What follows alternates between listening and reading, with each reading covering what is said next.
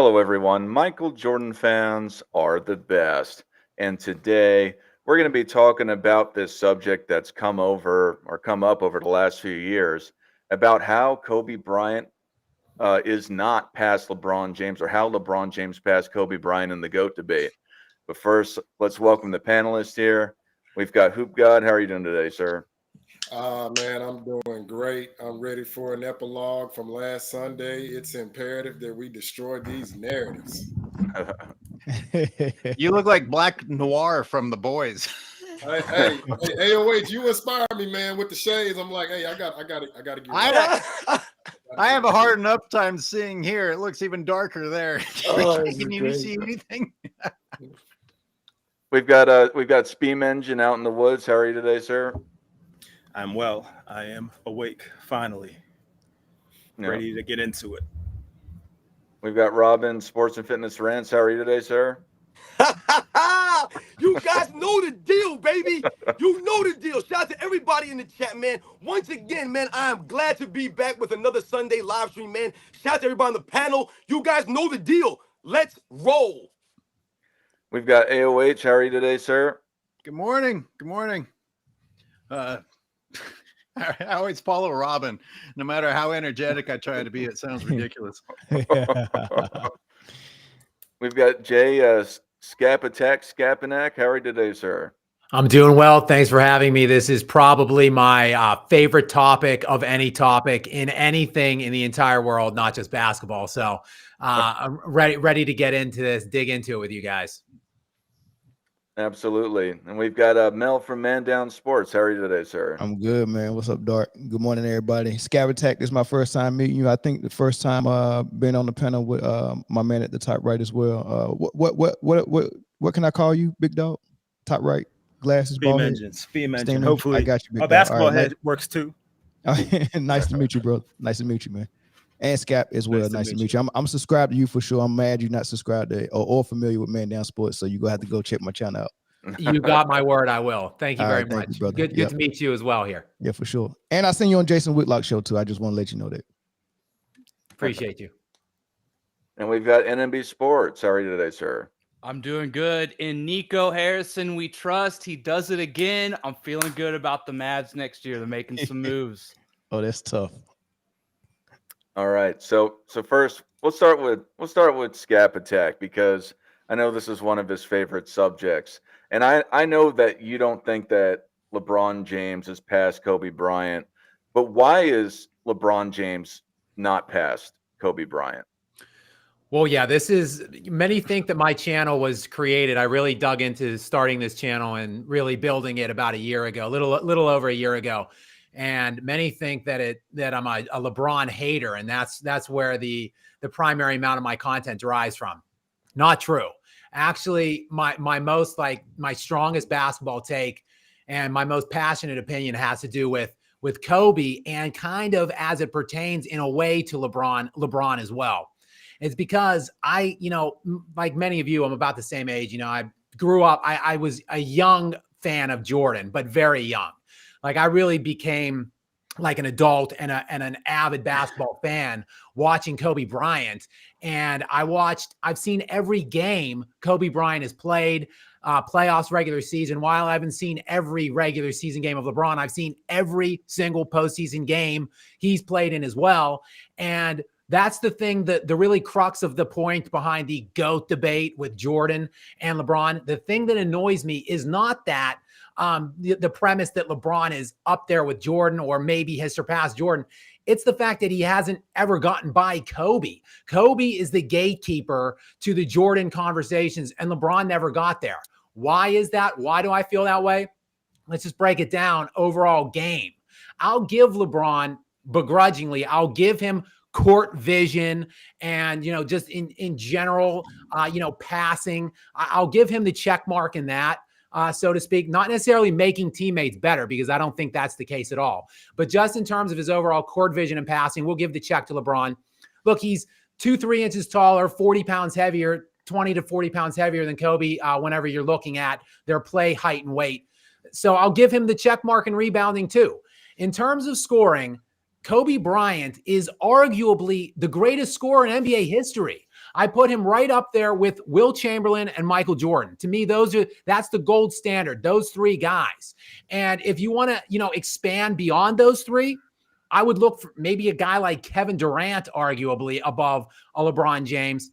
I don't know. I think it's because of the counting stats and this obsession that the media has geared towards LeBron's longevity and tried to shine the light on, all of his counting metrics, that he somehow is lumped in this one of the best scorers ever. I don't view LeBron under that premise at all. So I give Kobe the check mark.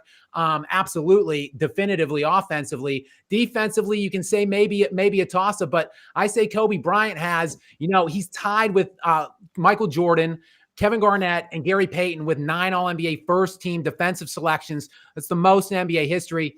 At the very least, they're equivalent defenders. I give Kobe the check in on-ball defense. So, look, Kobe's a better scorer by far to me. He's a better defender, and he won more championships in fewer time with less help against more challenging opponents. For those reasons, unequivocally, Kobe Bryant goes above LeBron James in my book.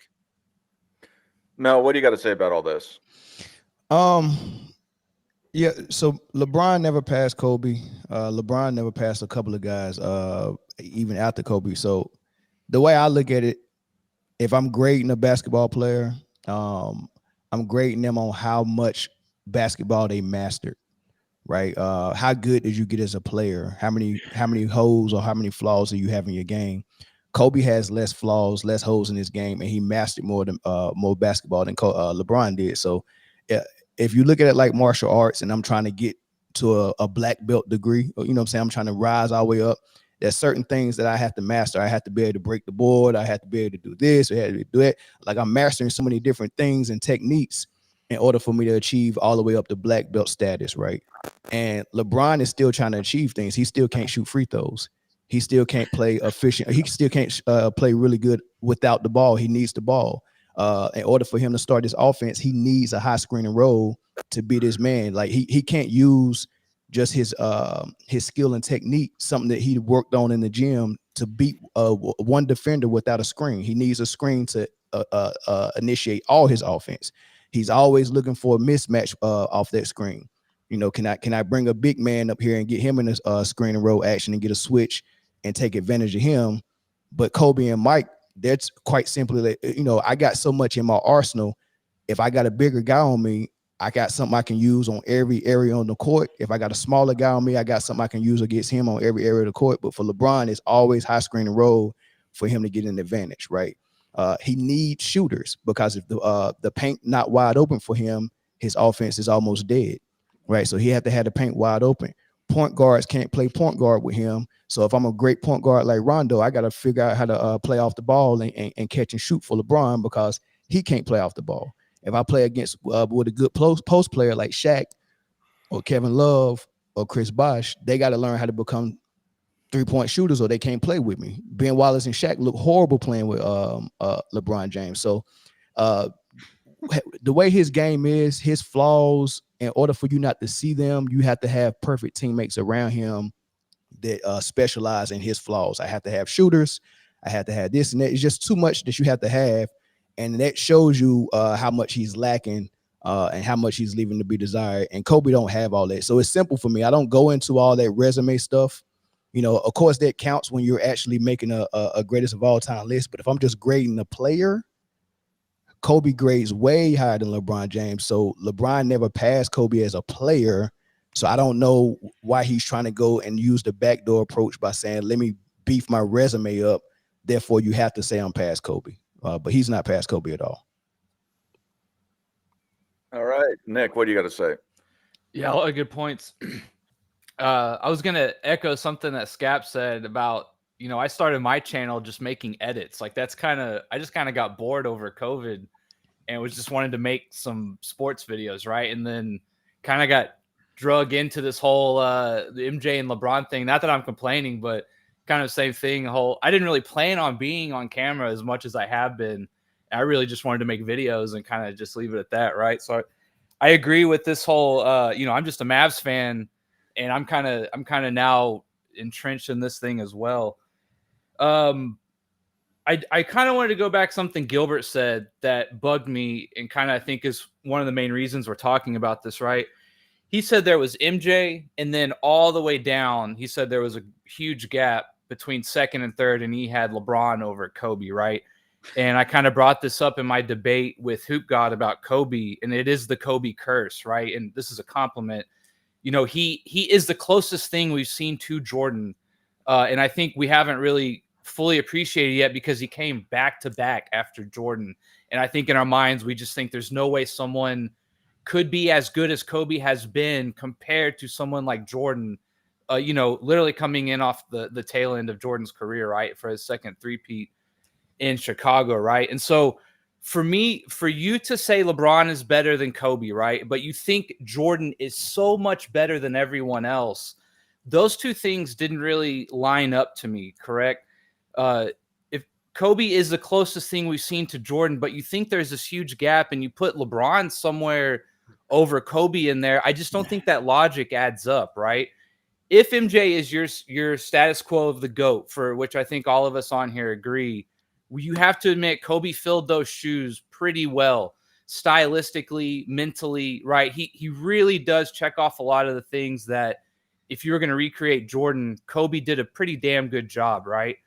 And so for him to put LeBron over Kobe just didn't sit right with me in the way that he explained it, because Kobe is, you know, pretty close to Jordan in terms of just the whole career and what he's achieved. And again, the skill set and the mentality. He just has the curse of never quite being quite as good as Jordan. So he lives in his shadow a little bit, but in such a good way. And he came so close that it's a compliment, right? That's kind of what I want to say.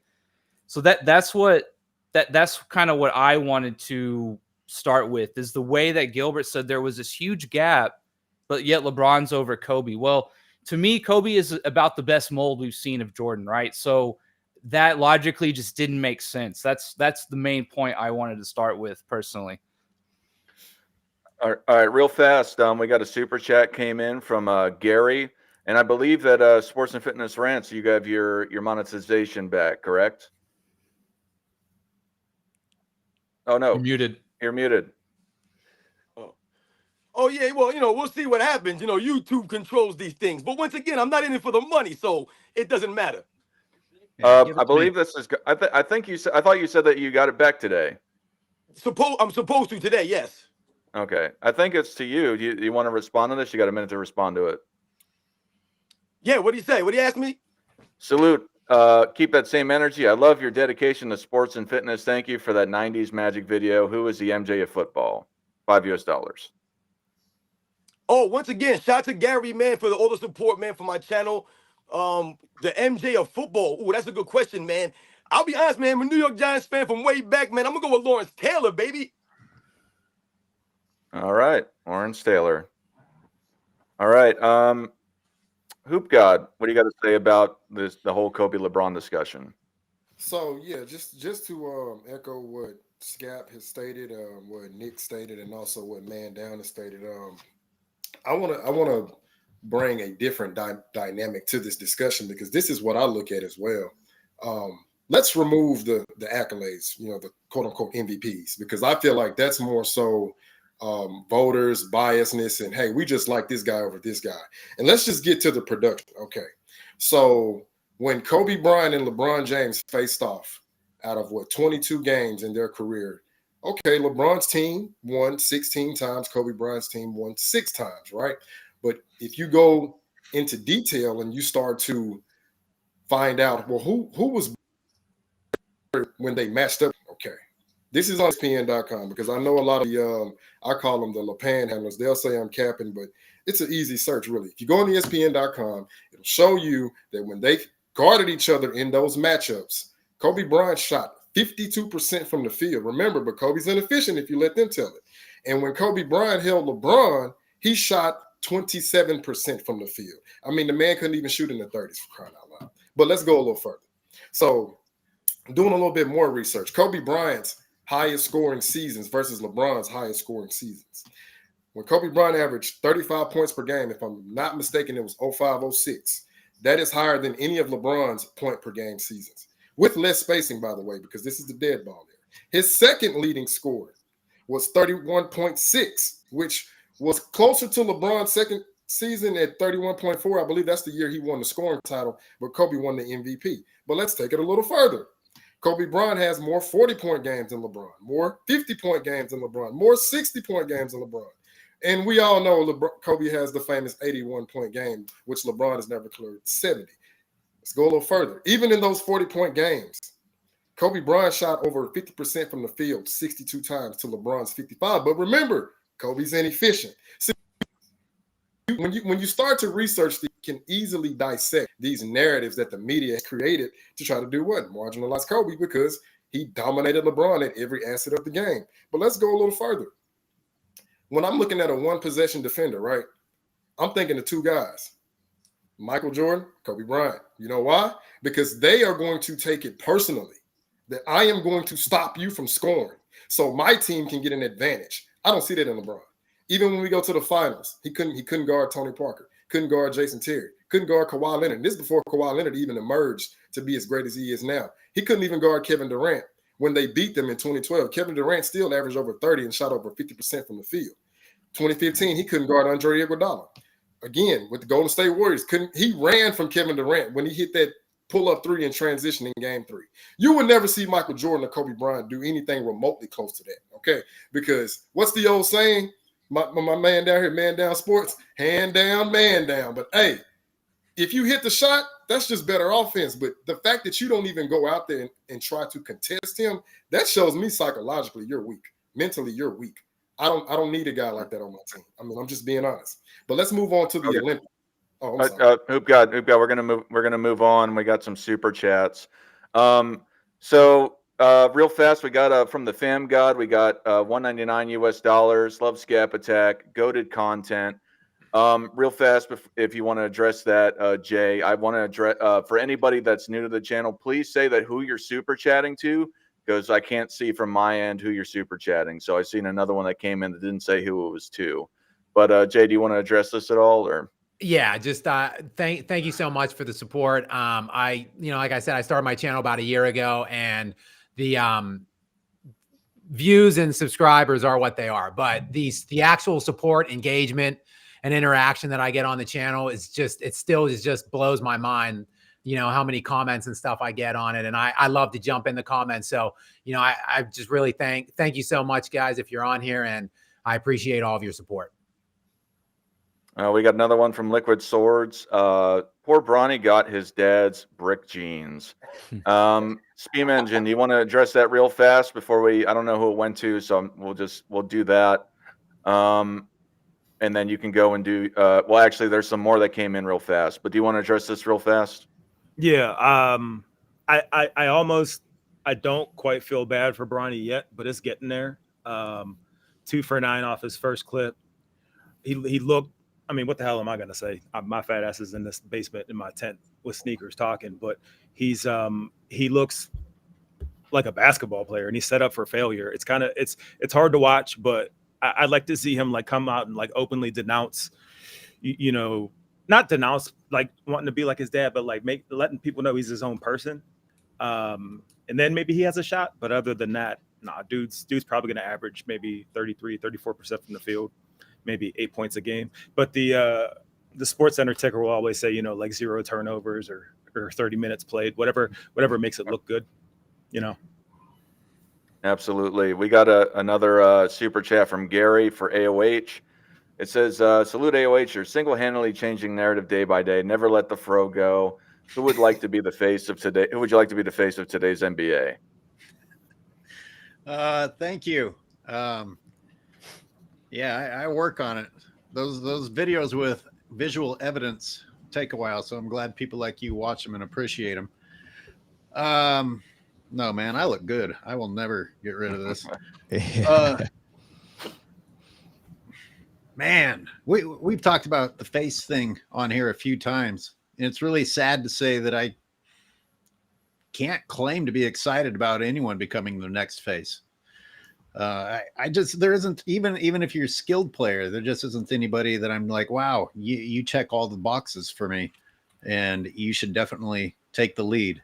And I admittedly don't watch many Spurs games. People say pretty nice things about Wemby. He is a freak at what he's able to do at his size, and he seems pretty great on camera. But I don't know if that's enough to be the face. What? No, it's Soup God. Oh, okay. Yeah, if Luka didn't sort of look like LeBron in his whining, and everybody who criticizes Luka for the crying, I'm not going to defend it, but it's not on LeBron's level. Do not pretend like it's on LeBron's level.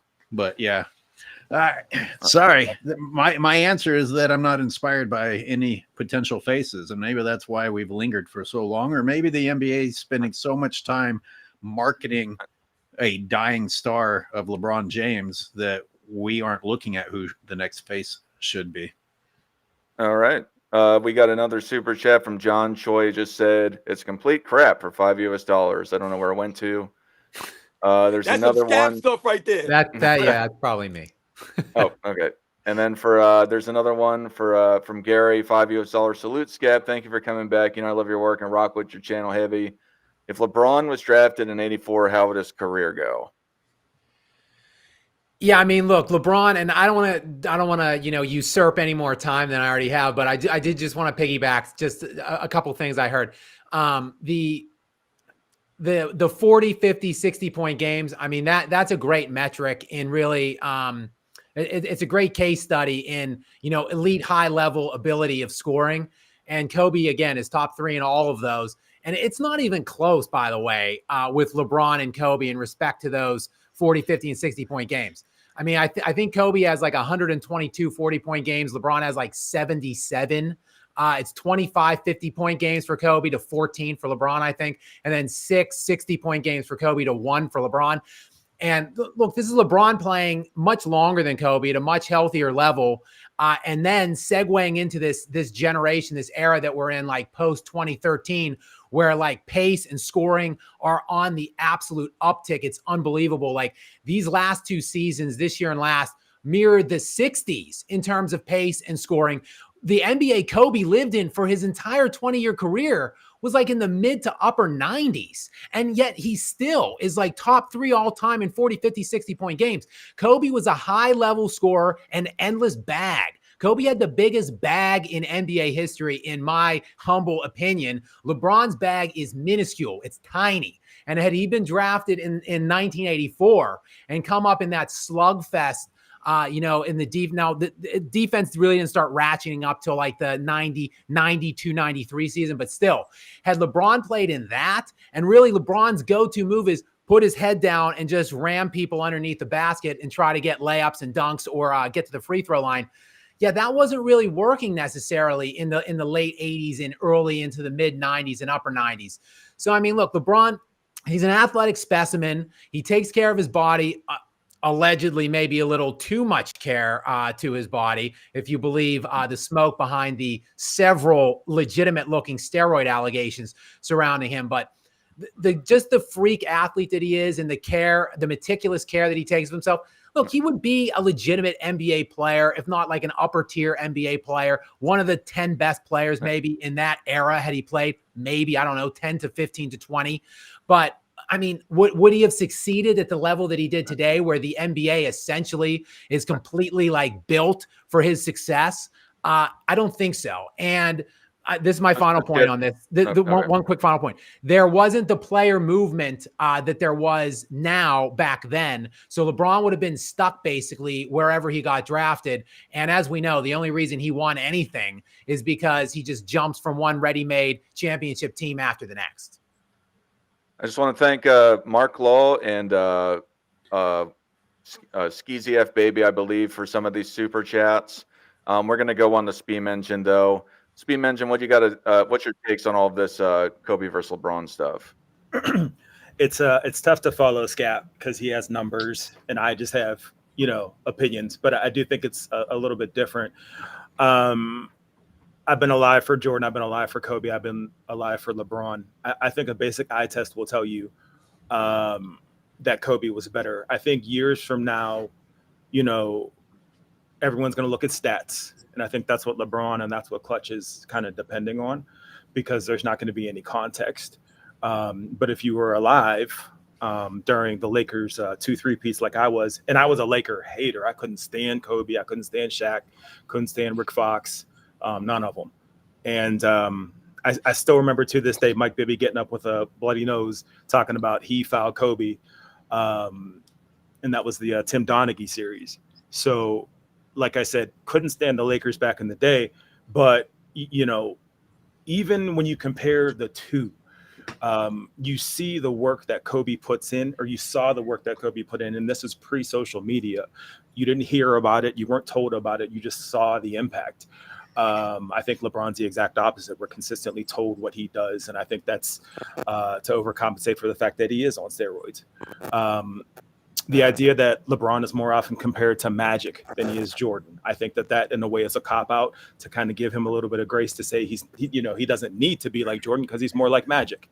And I find that that's more of a, let's give him a little bit of a pass. At Kobe's height, the entire NBA kind of wasn't really messing with him from a marketing standpoint.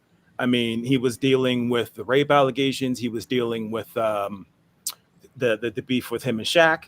And even with all of that, his greatness still kind of rose above. You compare that to LeBron, who has an entire league going for him, and he's still out here trying to convince people that he's, the GOAT. Also, Kobe's sneakers still sell way more than LeBron's, and he's been gone how long? I think that's a real world, testament to popularity, to greatness.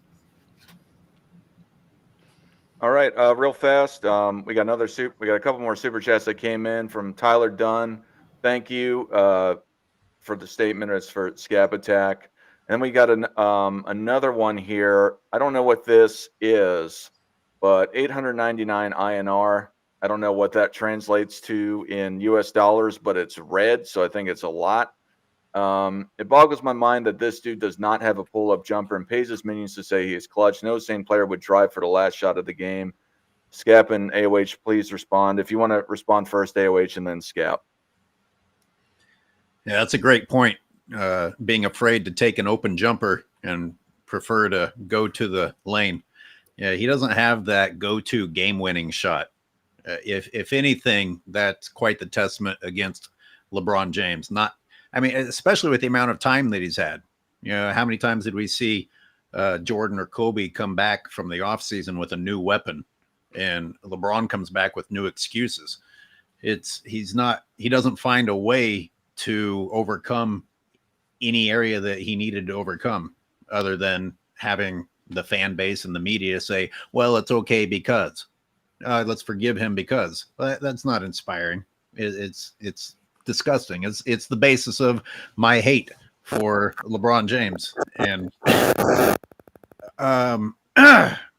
pays his minions. Good Lord, it's not even, there's freaking proof of it. It's not even a hypothesis that this is happening.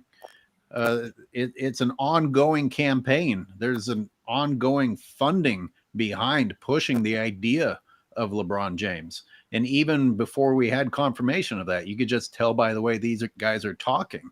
I mean, anyone intelligent, whether you like LeBron James or not, you're like, okay, enough. You guys are just talking nonsense. So anyway, that's my super chat response. Did you want me to go on with the main topic or do some more?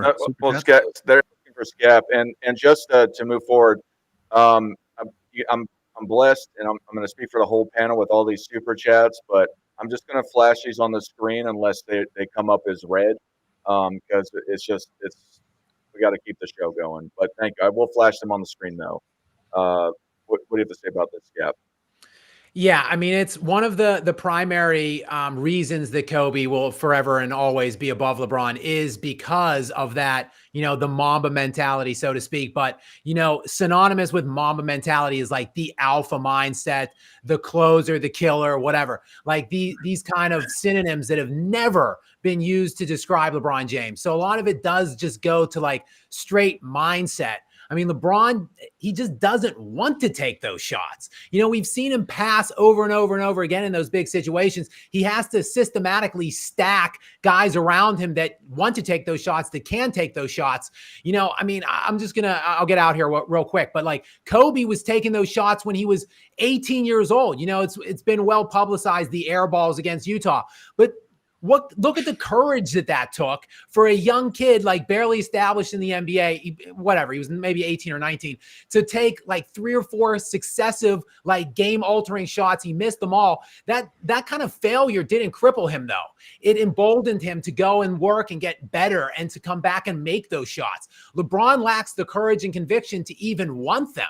It's just a pathetic loser mindset. And that's why he has to continue to mercenary himself out to super team after super team, because if that kind of responsibility is put on his shoulders, he can't take it. He's failed over and over again, and we've seen it over and over again, which is why he just simply will never clear Kobe Bryant. Thanks for the super chat. And we have Johnny Arnett in the house for $19.99 US. I'm just going to briefly mention this because he's got a larger channel. He says, been fun to watch these debates. It's hard for Kobe to beat the depth of LeBron's complete resume, but if we're talking peak versus peak, I can't go against the mama. The fact that KB won 5 rings with all his injuries is insane. Thanks for watching, Johnny Arnett, and you should call in sometime to the show. Anyway, Robin, what do you got to say about all this? Yeah, so my man Johnny Arnett, he talked about the depth of LeBron James's longevity and how Kobe Bryant stand up to that. This is what we've been alluding to if you've been listening to this live stream right now. Because what I've been hearing from all you guys, and you guys have been breaking it down in different aspects. Man, Dan was breaking down the on-court game about needing screens and how he needs to manipulate the on-court to get open, all these things. Scab, you broken down the numbers. My man Hoop Guy, you guys have broken this down. What I'm getting from this is what I talk about on my channel. He's not even worthy to be in this conversation with Kobe Bryant. That's what it seems like to me. Because what you guys have been saying, and Scap, you said something about maybe it's a push as far as LeBron James and Kobe Bryant on the defensive end. Absolutely not. How dare you even let Kobe Bryant down by even saying that? LeBron James can't shine Kobe Bryant's shoes. And what I mean by that is what? The consistency or lack of from LeBron James on the defensive end. Why is LeBron James not considered an all-time great defensive player, even though he's a much greater athlete than so many people they'll have you believe? Why are these things? Because LeBron James has not consistently been great on defense. At his best, at his peak on defense, he was good. He was never consistently great. That's why they'll tell you, oh, in 2011, LeBron James shut down MVP Derrick Rose in the Eastern Conference Finals. But he followed that up by not being able to stop Jason Terry or J.J. Barea, though, in the very next round. That goes to the lack of consistency from LeBron James. You guys mentioned something about LeBron James not taking the challenge against Kevin Durant in the NBA Finals. Absolutely. Once again, showing you're not worthy. You think Kobe Bryant's going to switch screens and allow 35-year-old Richard Jefferson to be guarding primetime Kevin Durant in the NBA Finals? It's absolutely laughable when you go back and you watch those games. How many screens LeBron James allowed to be switched and all this nonsense? They're not even real screens. In the 80s and the 90s, guys set legit screens. Michael Jordan was fighting through these things. Kobe Bryant was known for fighting through screens, giving the what? The effort on the defensive end. So don't ever say that LeBron James or Kobe Bryant are anywhere on the level of the same defensive player. He didn't give the same effort. 21 seasons in, this man got 6 all-defensive teams to show for it.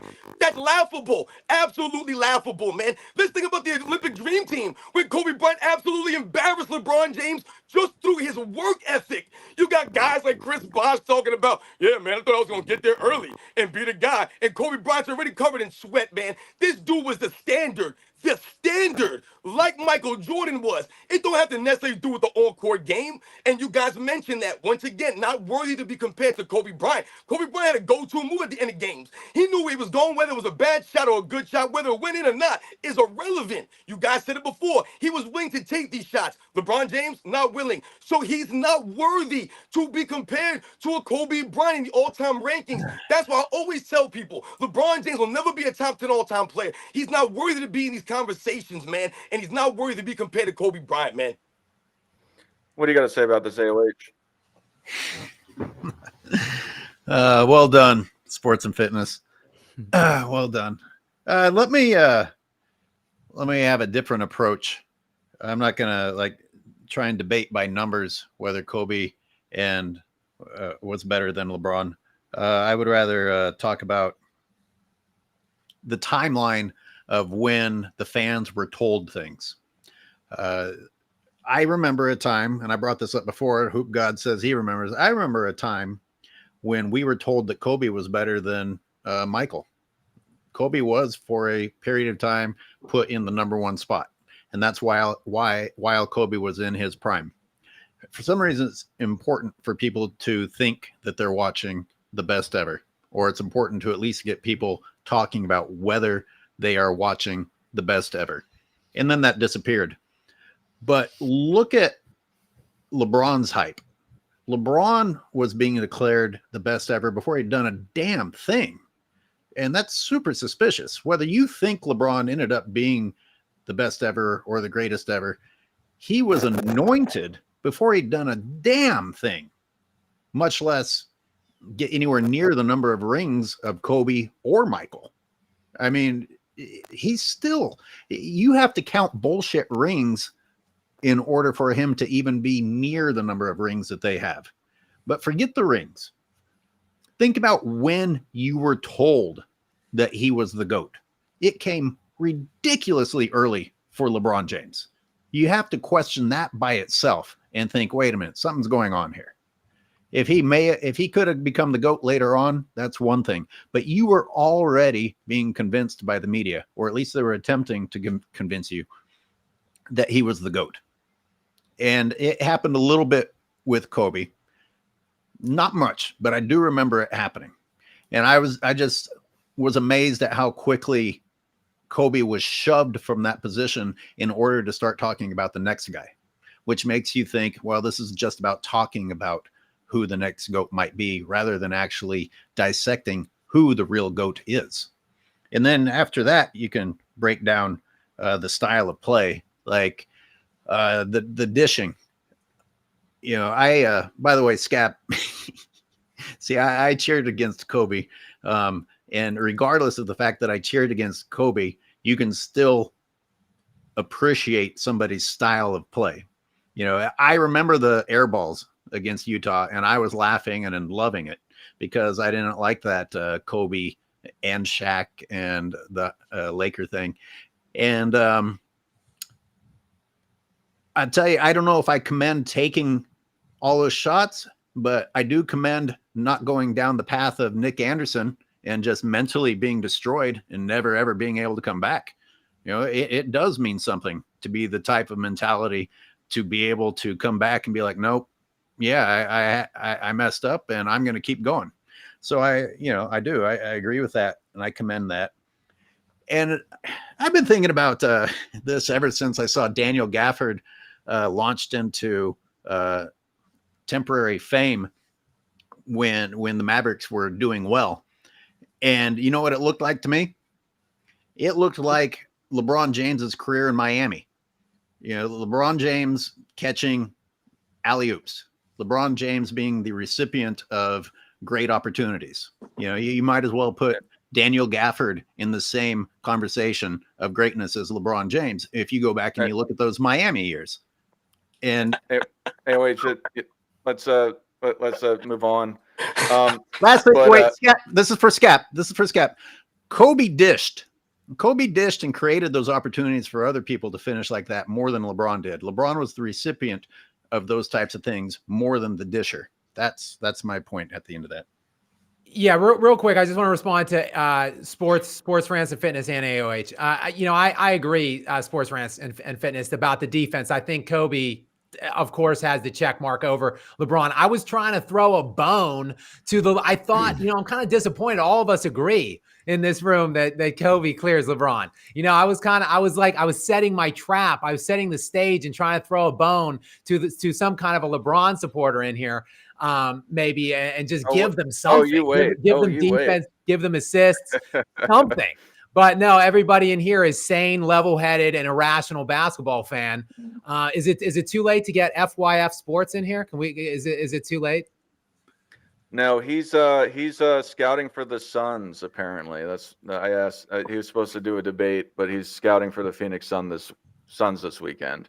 Because I don't know much about FYF, but I could tell by his anti-Kobe standpoints last week and the fact that he loves him some Scottie Pippen. I could tell that he's a Jordan hater, one, and secondly, a Kobe hater that has LeBron over Kobe. I could just tell.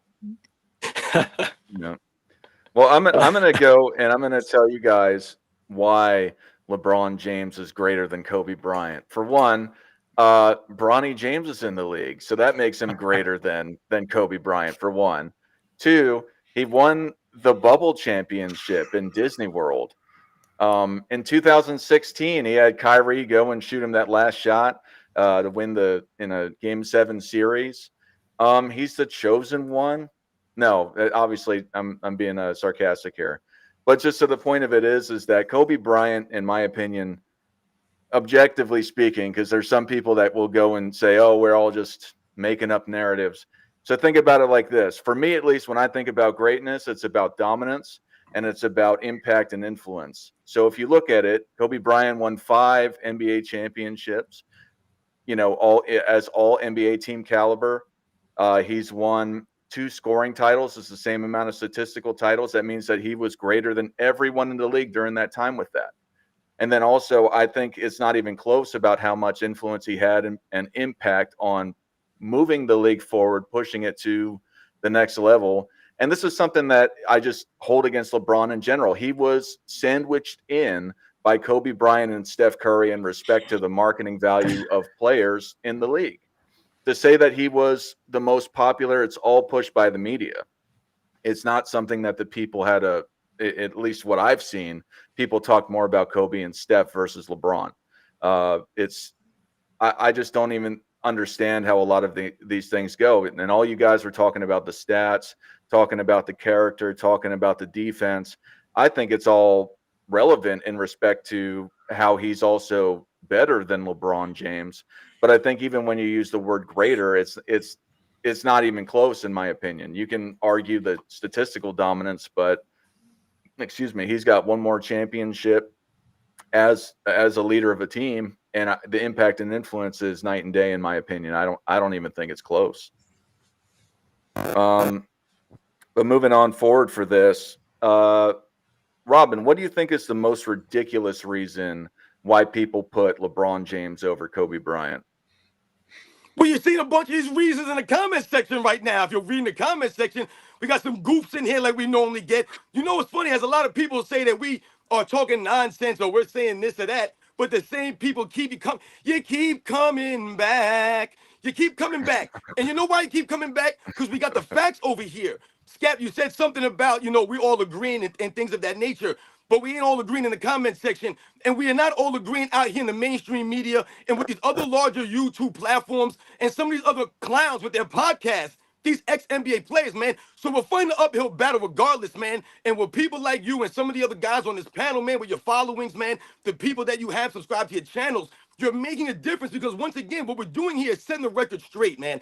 It's very important that we not allow these people to do what? Rewrite the history. You know what's funny? I see some people in the comment section talking about stats. Some fool in there talking about, hey, if you ain't got 100% stats to back you up, then you ain't saying nothing. Stats? So we're going to sit here and act like LeBron James ain't traveling all up and down the court and scoring after he travels? We're going to act like we don't see LeBron James offensive fouling up and down the court, still being allowed to score and getting all these free throws, all of these things. We're going to act like these kinds of things don't happen. But on the flip side, these same people are trying to come after Michael Jordan and all these other people based off of stats. They'll say, well, Michael Jordan was getting fake stats in home court games. So wait a second, what are we talking about here? We're going to sit here and say that only one player or only this player was getting his help on stats and things of this nature? Once again, it don't add up, man. These people, this is what I'm saying. You can't even talk and debate these people because they got you going in circles. You don't know where the hell you are. You're trying to talk basketball and you end up talking about something that got nothing to do with basketball. They're talking about LeBron James's money and the things he does for the people out there. What people? He ain't doing a goddamn thing for anybody, man. He can't even do anything for his teammates. So it's laughable for me, man, when we're doing these things, man. And you think about something like the 2009 NBA playoffs, man, and everything that was leading up into the NBA Finals that season, man. That's a microcosm for everything in LeBron James and Kobe Bryant's career, man. Both of these guys, you could say, were at the peaks, man. You can argue it's MVP LeBron James. That's Kobe Bryant, man. They're both right now, 2009. They're primed up. We just coming off that embarrassment for LeBron James in the Olympics, where Kobe Bryant was leading the way. And what happened in 2009? They had the public commercials for Nike. Everyone thought LeBron James was going to meet Kobe Bryant there. And we still waiting for LeBron James to show up. He didn't show up, man. And we all know, man, he folded up, man. And once again, Kobe Bryant proving, man, that he could beat the team that beat LeBron James, man. Once again, man, this is a complete joke for people to talk about stats and that's the end-all be-all, or that Kobe Bryant doesn't have certain stats over LeBron James. Once again, man, someone talked about scoring and things of that nature in the chat, man. You're going to sit here and try to tell me that LeBron James is the greatest scorer than Kobe Bryant? Man, get the hell out of here, man. Stop the nonsense, man. LeBron James is not even a greater scorer than someone like Tracy McGrady or Jerry West or some of these other great scorers, man. Stop it. All right. Hoop God, what do you got to say about all this? Oh, Hoop God, I got you muted. What? You hear me? Yeah, I can hear you Hoop now. God. Yeah. All right. What do you got to say about all this? Okay, yeah. So to follow up what Scap and Sports and Fitness said, yes, I want to add this in too. This is what I see a common theme, the longevity, which in my opinion, unless you're winning, then what is the longevity argument? Okay, if you won 5 championships like Kobe did in a 10, 11-year span, and then you keep adding to that, right? Now the longevity, it has a solid foundation. But if you have not surpassed Kobe in all defensive teams and scoring titles and championships, then what is the longevity argument? I mean, it's empty. Then we get to the triple doubles, because I hear this. Well, LeBron has more triple doubles. Okay, let me try to turn my common sense brain on. Why would a shooting guard be competing with a small forward for triple doubles? That makes absolutely no sense whatsoever. That's not a formula for winning. Because if you look at all the other guys who average triple doubles outside of Nikola Jokic, what did it lead to? Nothing. So again, that's an irrelevant aspect they'll try to bring up. Then we get to appearances, right? The objective, to quote the famous Herm Edwards, you play to win the game. Nobody cares about appearances. I'm like, wait a minute. So you're telling me we've went from the Bill Russell Celtics winning 8 straight, Michael Jordan Bulls 3-peating twice, the Kobe Bryant Lakers 3-peating with Shaquille O'Neal, and then Kobe Bryant going back to the finals with Pau Gasol and 2-peating. Now we're talking about appearances. I'm like, yo, no, what y'all not about to do is lower the bar. See, when you have 2 players who set the standard of excellence so high, what do you have to do? You have to attack them and try to tear them down. So no, I'm not going to let that happen, just like I know you guys aren't going to let that happen. And I want to follow up on some things that were mentioned earlier. With LeBron James, if he's this great playmaker, right, why hasn't he ever assisted on a game-winning shot in the finals like Michael Jordan did with Steve Kerr, like Kobe Bryant did with Ron Artest? When LeBron's teammates outside of Ray Allen scored those shots, they were self-created. He was a spectator, okay? When Kyrie Irving hit the shot, LeBron was a spectator. When Anthony Davis hit the shot, LeBron was a spectator. Even when Dwayne Wade would close games, LeBron is a spectator. Ray Allen hits the shot that got assisted by Chris Bosh, not by LeBron James. So again, I always challenge these narratives that they put out here, and they want to bolster LeBron, but at the end of the day, to sum it up, if you have to use longevity, appearances, and hollow stats, then you already know that your argument has no foundation whatsoever. All right, real fast. We got another super chat from. Yes. We got another super chat from Mahathi for, it was red, so that means it's a lot. I don't know what the equivalent is. I don't know who it's going to either. But it says LBJ don't have the fundamentals of basketball footwork. LeBron, Kobe worked with Hakeem. Kobe picked up low post footwork like it's second nature. LeBron just looks like a big, dull, uncoordinated guy. Speam Engine, you want to speak on that since it's not targeted at anyone? I think that's about $11, the $8.99 Indian rupees, if I'm not mistaken. It says it's red though. Red usually means, it's a lot. So I don't know. Thank you for giving me the undisclosed amount of money question. Comment. No. Actually, because I was taking notes as we were talking, speaking about LeBron being uncoordinated. I'll get to that in a second. The one thing that drives me insane is the pass first narrative about LeBron. Lifetime stats, Kobe's 25, 5, and 5. LeBron's 28, 27, 8, and 7. And are you really a pass first player, right? Only getting 2 more assists a game than supposedly the biggest chucker of all time, right? Which is what people call Kobe. So again, false narrative, just looking at stats. LeBron has no, I mean, I've seen him dribble. I've seen him try to cross over. I've seen him mistakenly throw the ball behind his back and through Tristan Thompson's leg. And then SportsCenter have it number 1 top plays all time in the history of sports every day. It seems like, it sounds crazy, but it seems like a lot of his offensive success is either it's from the refs or it's just a fluke, or just purely running through somebody. I've seen that man fail to tie his shoes on national television. So you can't mean to tell me that he is technically sound enough to control an offense. Whereas you have somebody like Kobe, who he was basically a soccer player on a basketball field, on a basketball court. Everything he did was, I mean, aside from the rape stuff, everything he did was kind of poetic and natural and not forced. And that's the exact opposite of what LeBron does. All his work is done in the gym, $3 million a year on his body, this and that. But I mean, for all that longevity, it's just like Hoop God said, what are you doing with all that?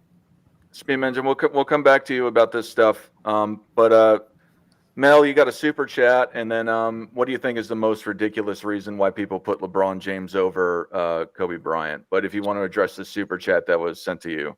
Yeah, thanks for the super chat, Juno. Yeah, that's true. Kobe did have an option to go for the scoring title the last game of the season, which would have been multiple scoring titles for him. But you know, him and Phil decided that he should sit that game out so he could rest for the playoffs and go for a championship. And Kevin Durant ended up putting up the numbers and got the scoring title that year. So that's for that super chat. But appreciate that, Juno. But as far as why people put LeBron over Kobe, it's ignorance and propaganda. So this is how this went, right? The NBA wanted to expand. The NBA wanted to become global. They wanted all types of fans. And I think early on in the 90s, I think we had more of a core fan base of people that really love basketball. So the way we consumed basketball, the way we talked about it, it was really based on fundamentals, playing both ends of the court, winning, things of that nature, right? And once the NBA started to expand and grab more fans who didn't really love basketball, I got to figure out how to become marketable to a kid that probably don't play sports. I got to be marketable to some grown-up man that never played sports. I got to be more marketable to females because we're trying to grab as many audience members as possible. They started to change the game in a way it was more palatable for them, right?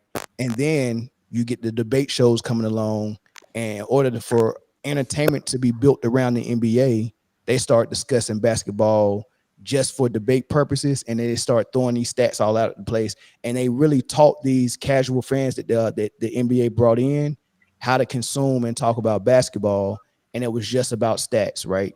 Now the debate shows was doing it just for fun and for entertainment, but the new fans started using that as their basis of which player is better than another player. So now we got all these players who don't know basketball being told what basketball is all about by people who never played, like Nick Wright, or football players like Shannon Sharp, or fat, unathletic, failed football players like Jason Whitlock, or failed basketball players like Stephen A. Smith, who even if he played for Winston-Salem State, he probably wasn't even that good like he claimed he is. He don't seem like he know basketball to me. So these are the guys that are leading the conversation and teaching these non-athletic new basketball fans what basketball is about. And then you get these guys like us who actually love the sport more than we love the players that play the sport, and we're talking about it in a logical way. You get us in the same room with these guys talking about stats, and we're talking about actual real basketball on both ends of the floor and with winning in mind and not stats in mind. Nick, what do you got to say about all this? Yeah, it's a lot there. As some of you know, I've done some in-depth videos on stats with LeBron and MJ, so people can go look at that if they want. But I guess mainly through all that, it reminded me when we're doing these debates, the top 10 debates, right? And it's nut cutting time, as they say, and you really got to put one guy over the other. And what's it going to be? Two-way ability was a huge thing, and also how you won kind of ended up being these things that put people over the others. And again, look, in terms of I kind of echo, I think it was Robin was saying, I don't really think LeBron is that good of a defender, to be honest with you. Like, in terms of just pure athleticism, like you could make some argument there. Maybe you could say that just being able to roam around the court, the chase down blocks, he is a little versatile, right? But in terms of what Kobe brought, right? I believe Jordan, since they've had the all defensive award, I think West, Jordan, and Kobe are the only players to ever lead the league in scoring and make an all defensive team, correct? So when we're talking about the GOATs, the two-way dominance is a big thing for me. And I've thought people are overselling how much LeBron is a good defender. And then we also get to kind of echo that, right? I think Jordan and Kobe are kind of the only guys who ever reached that stratosphere. Whenever they were in the Olympics or something like that, they came to the coach and said, I want to guard the best player or the best relative, guard that I'm going up against all game, right? Like, I am trying to send a message here. And I just don't think LeBron has that in him. And to kind of wrap it up, right, because we've said a bunch of stuff, but in terms of stats and whatnot, I mean, I've echoed several times, LeBron's only led the league twice in any stat. Kobe led the league twice in scoring. If we go and compare how LeBron gets his shots, right, this kind of goes back. Someone said, could he play back in the day or in Kobe's time? LeBron needs space because he is an athlete. He needs to roam and run. And like someone said, he catches oops. He makes athletic plays. When we get tight into the half court, and I've done a video where I've broken down his shooting, it is nothing but layups and dunks or threes. I mean, there really is nothing in between. LeBron does not have a bag, in my opinion, when we're talking about the GOATs here, correct? He does not have a bag. His offense and defense, to me, is overrated in terms of trying to compare him to someone like Kobe. I don't even think it's close, right? What Kobe could do on the defensive or offensive end. I just don't even really think this is a debate. And, just to reiterate how he ever got past LeBron, I mean, like you guys all kind of said, there's all these other arguments they brought up, and I'm just not sold. Like, I'm looking at these two players, and I'm not sold in any way that LeBron is better than Kobe. I have a 20-second addition to what he said there, because you know what LeBron fans are going to do. They're going to be like, how can you say he doesn't have a bag? And they'll come up with a highlight reel. Tell me one person who has made it to the NBA that you can't make a highlight reel for. I mean, these are NBA players. You're going to be able to find. Well, I guess he's not quite there yet. You're going to be able to find them dunking, three-point shooting, mid-ranging, dishing. They're NBA players. Putting together a highlight reel, especially over a 21-year period, does not mean someone has a bag. All right. Is that all you had to say, AOH, or I'm just adding on to that part of what Nick said. Oh, it's your turn. Oh, shit. Well, what's on my mind is FYF. I think it was 2 weeks ago, whining about mirroring Michael Jordan. Why do people have to be like Michael Jordan to be considered the greatest? And all these people, their game is supposed to mirror Michael Jordan. And I'm sure he was talking about this because of Kobe, because, people say Kobe mirrored Michael more than other people. Well, first of all, I did have a counterpoint. I'm like, if anybody comes into the league and just blows our minds, even if they do it with their own style, then they blow our minds. If you can be the GOAT doing something different than Michael Jordan, then you did it. But also think about the other side. Why is Michael Jordan the GOAT? Because he was so complete. Why would players not aspire to be the most complete player? I mean, that's what made Michael Jordan great. What could you take away from it? That he wasn't tall, so he wasn't a center. He's not going to bring to the table what a Kareem or a Shaq or somebody like that does. But other than that, with his size, he scored in every way physically possible. And in fact, he did score down on the block. So I just think it's a really embarrassing, whiny argument to say that people shouldn't be measured by the greatest ever, and that it's unfair to think that they should resemble the greatest ever on their way to becoming the greatest ever. You'd have to bring something very, very unique to the table to have less of an overall game than Michael Jordan and still be able to be the greatest ever. How do you even achieve that if you don't have as many tools as Michael Jordan had? I agree 100%. Thank you. Speed Manager, what do you guys say? Is this in reference to the LeBron not needing a system? No. You're. Let me pull that down. No, what's the what's craziest thing Yeah, about? the craziest, yeah, or what anyone else has said.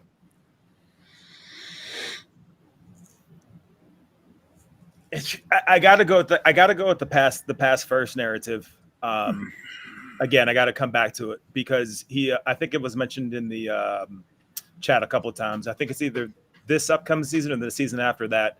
LeBron's going to lead the league in misses and attempts. That's crazy for a pass first player. And again, Kobe played in a tougher time, a tougher era. I know that that's low hanging fruit, but that's the truth of the matter. No context. I mean, yeah, if LeBron stays in the East, his first 8 years of his career and plays the likes of Oladipo, Paul George, David West, all those guys, like decent players, of course his stats are going to blow up. Again, that's low-hanging fruit, and nobody takes that into consideration because they don't have the eye test. They just go off of the numbers. So I think it's the pass-first narrative, and I think it's only going to get worse because as we get further and further removed from these seasons, you're only going to see, like AUH said, highlights from LeBron, which is just the same thing over and over again. Just like when he won the slam dunk contest in high school, same dunk over and over and over again. But the hype was real, and and here we are, still being carried by it. All right, Excuse me. Jay, what do you got? Jay, what do you got to say about all this? Yeah, I'll talk as quickly as possible because there's a lot of things that annoy me. There's a lot of crazy things I think out there as to why many hoist LeBron over Kobe. Like first and foremost is the longevity BS that I just can't stomach it anymore. Like when, where, and how did we start using counting stats as the be all determinant? Like Elvin Hayes has more rebounds, total rebounds, and more total points than Tim Duncan. Hayes averaged more rebounds and points per game than Tim Duncan. Like we've never heard that Elvin Hayes is a better player than Tim Duncan. Carmelo Anthony has a lot more points than Larry Bird. I never heard that conversation percolating around those two players in the NFL. If you want to go there, do you guys know that Joe Flacco has more career passing yards than Joe Montana?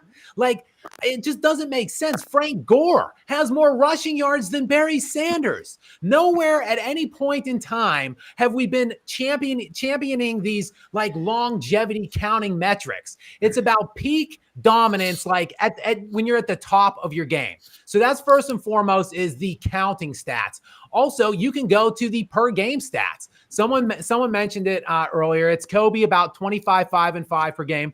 LeBron like 27, 7, and 7-ish per game. But all stats are not created equal. Again, look at the era-specific differential of the time that Kobe played versus the time that LeBron played. Yes, there was some overlap. But in that overlap, when LeBron was playing in the more stringent defensive era, his numbers weren't as good. He shot in the 40s, in like the 47% range. It was only in these last 10 to 12 years as, pacing and scoring started upticking. People stopped playing defense, that he started padding his shooting percentages.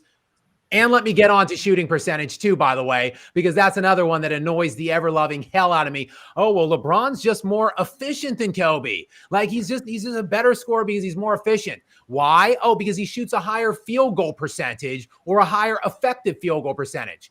Okay, do you guys know DeAndre Jordan has the highest field goal percentage in NBA history. He has the highest effective field goal percentage in NBA history. You want to know who's not in the top 10 on either of those lists? Steph Curry. So I guess we're just wrong all this time. We're hearing about Steph Curry as the greatest shooter ever. It's actually DeAndre Jordan. Of course not, because you take into things like context, where they're shooting, how they're getting their shots. For some reason, things that are never brought into account when we're talking about Kobe and LeBron. Finally, I know my clock is ticking here, but I do want to slide in the MVP thing, because the MVP thing annoys the ever-loving hell out of me. Kobe only has one MVP. Okay, there's been 6 players in NBA history, I'll make this as quick as I can, that have 10 top 5 finishes or more, 10 top 5 finishes or more in league end, year-end MVP voting.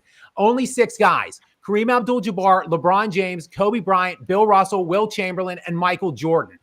5 of those 6 guys have at least 4 league MVPs. Kobe only has 1. It's complete and total garbage. And on that list, by the way, only Kareem and LeBron have more than Kobe.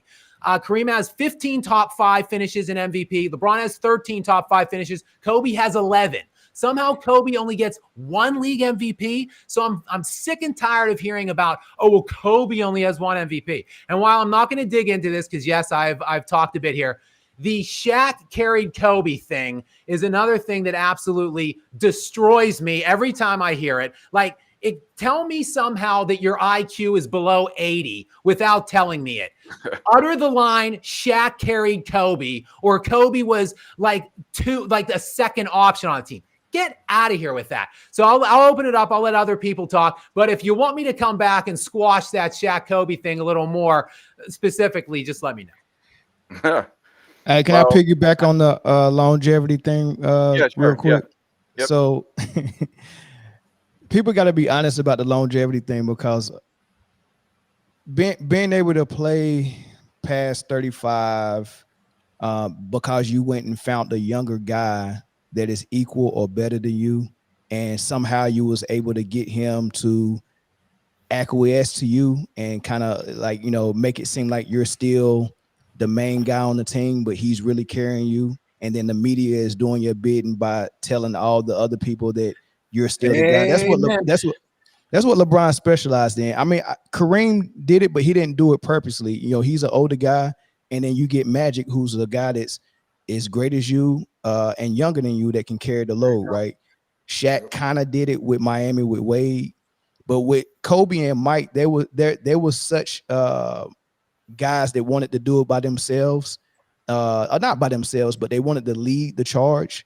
That just because they wanted to continue to play, they couldn't fathom tricking everyone into thinking they're still doing it, but getting a younger guy to piggyback off of. They said, once I can't carry a team the way I normally did in my prime, it's time for me to walk away from the game.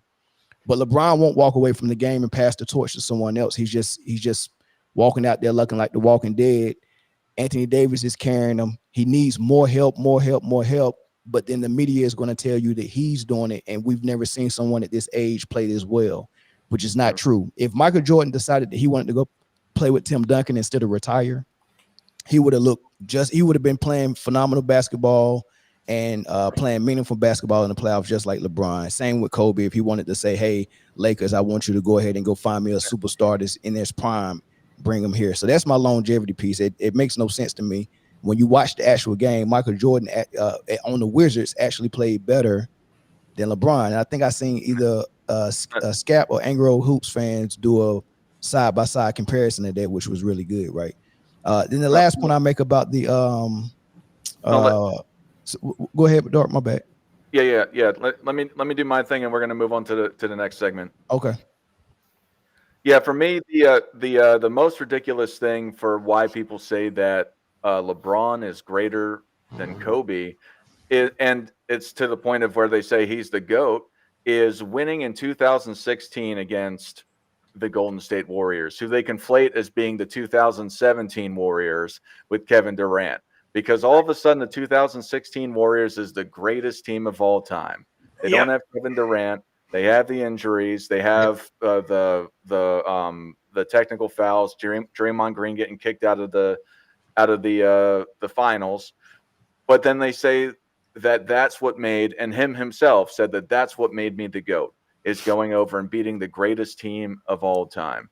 It's just plainly not true, because you go and you look at the other iterations of that team. I think most people would argue that that 7 team is significantly better than the 16.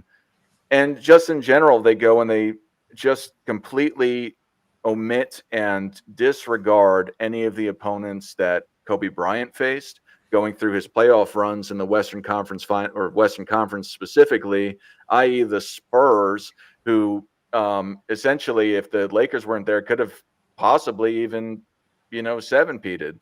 They came against the Lakers, which was a stacked team, but the Spurs had David Robinson, Tim Duncan, amongst others going out throughout that time. But specifically with Kobe Bryant, in my opinion, he had a rougher road to the finals every time, especially with that three-peat. And just in the Western Conference in total, I think if you look at it, it's not even close. Now, I'm not taking that away from LeBron, but however, he still won more finals on top of it all. So I don't understand how you go and you say, well, that one finals made him the greatest of all time when it wasn't even the best Warriors team that he faced over that period of time. Dark, can I just put a bow on this real quick and piggyback off that last comment you made? Kobe Bryant has faced more 50-plus win opponents in his NBA playoff career than any player in NBA history. He's beaten more 50-plus win opponents in the playoffs than any player in NBA history.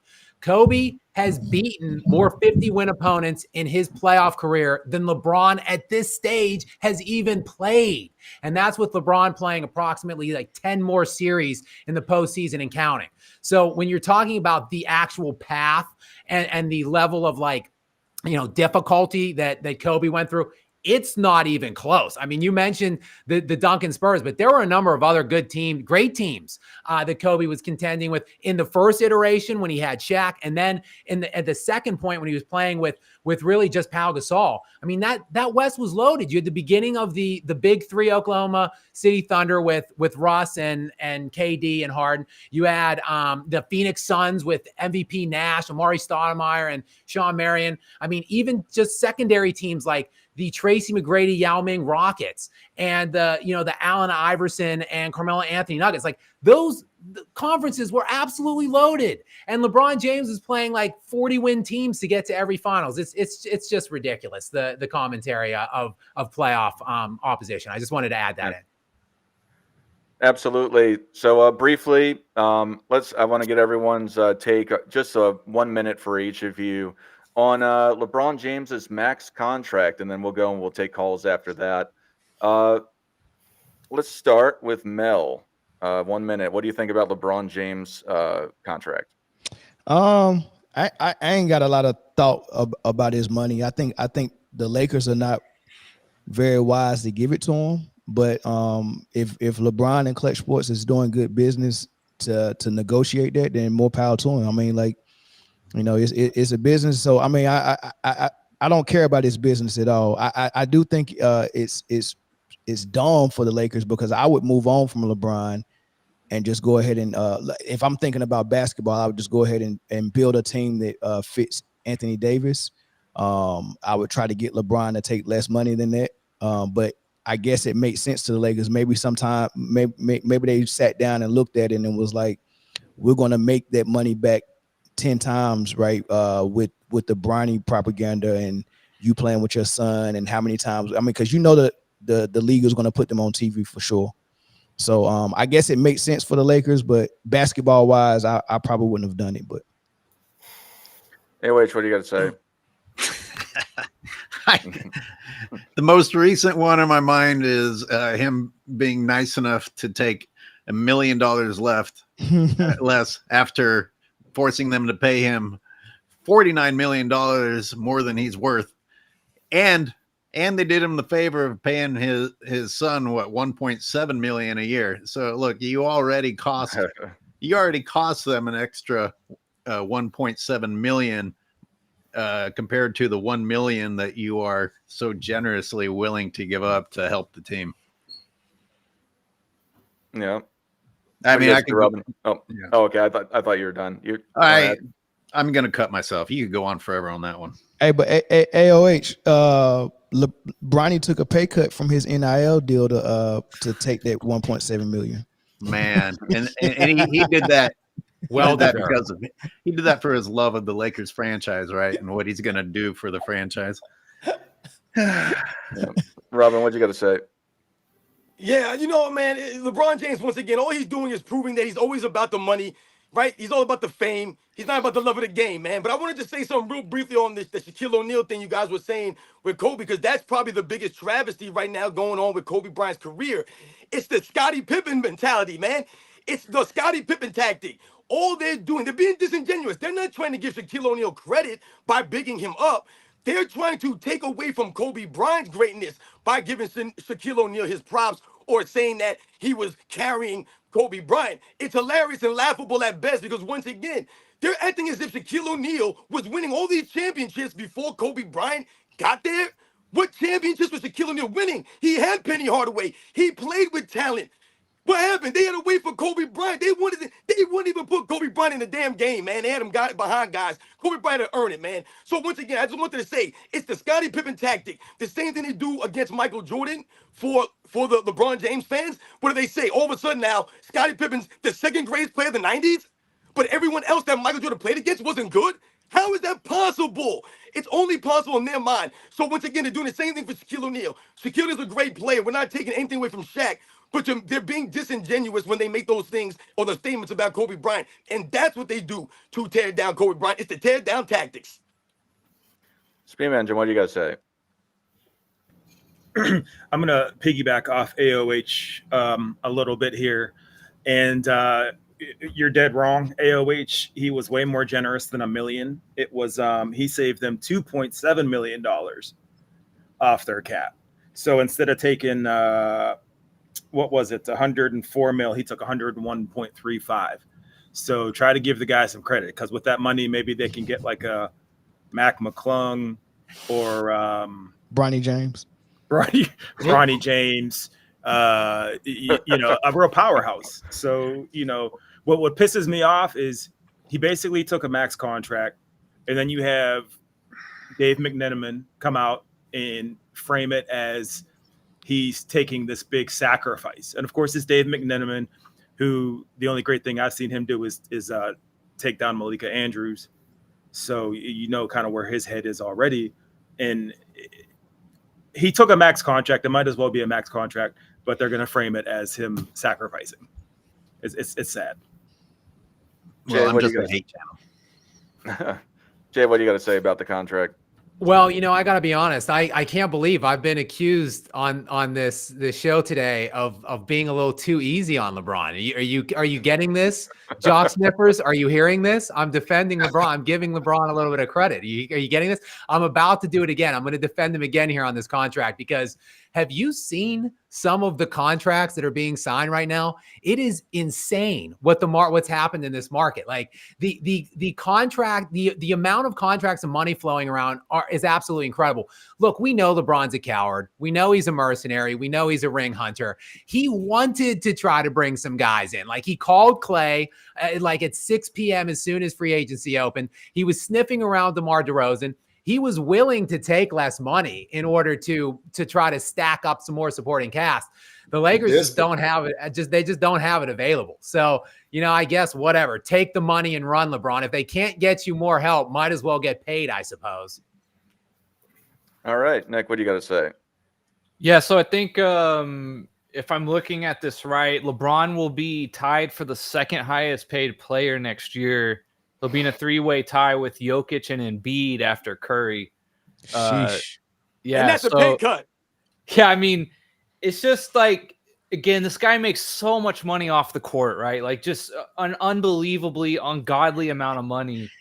It just doesn't make sense to me. Like if you want to win, I just don't understand the ego of wanting such a max contract, right? That's really all I'm going to say is he'll be tied for second, I believe, in terms of his total contract next year and what it's worth with Jokic and Embiid. So I think that has to be a total ego thing. I just don't understand it, right? Like, are you really in the trenches right now to try and get that extra $5 million or whatever it is? Are you are you really that committed to getting your money at this point in your career?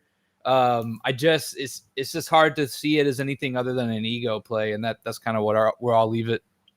The problem with what Scap said, if I can interject, is that these other max contracts aren't for 40-year-old men that have been hurting your team's chances in the playoffs the last few years.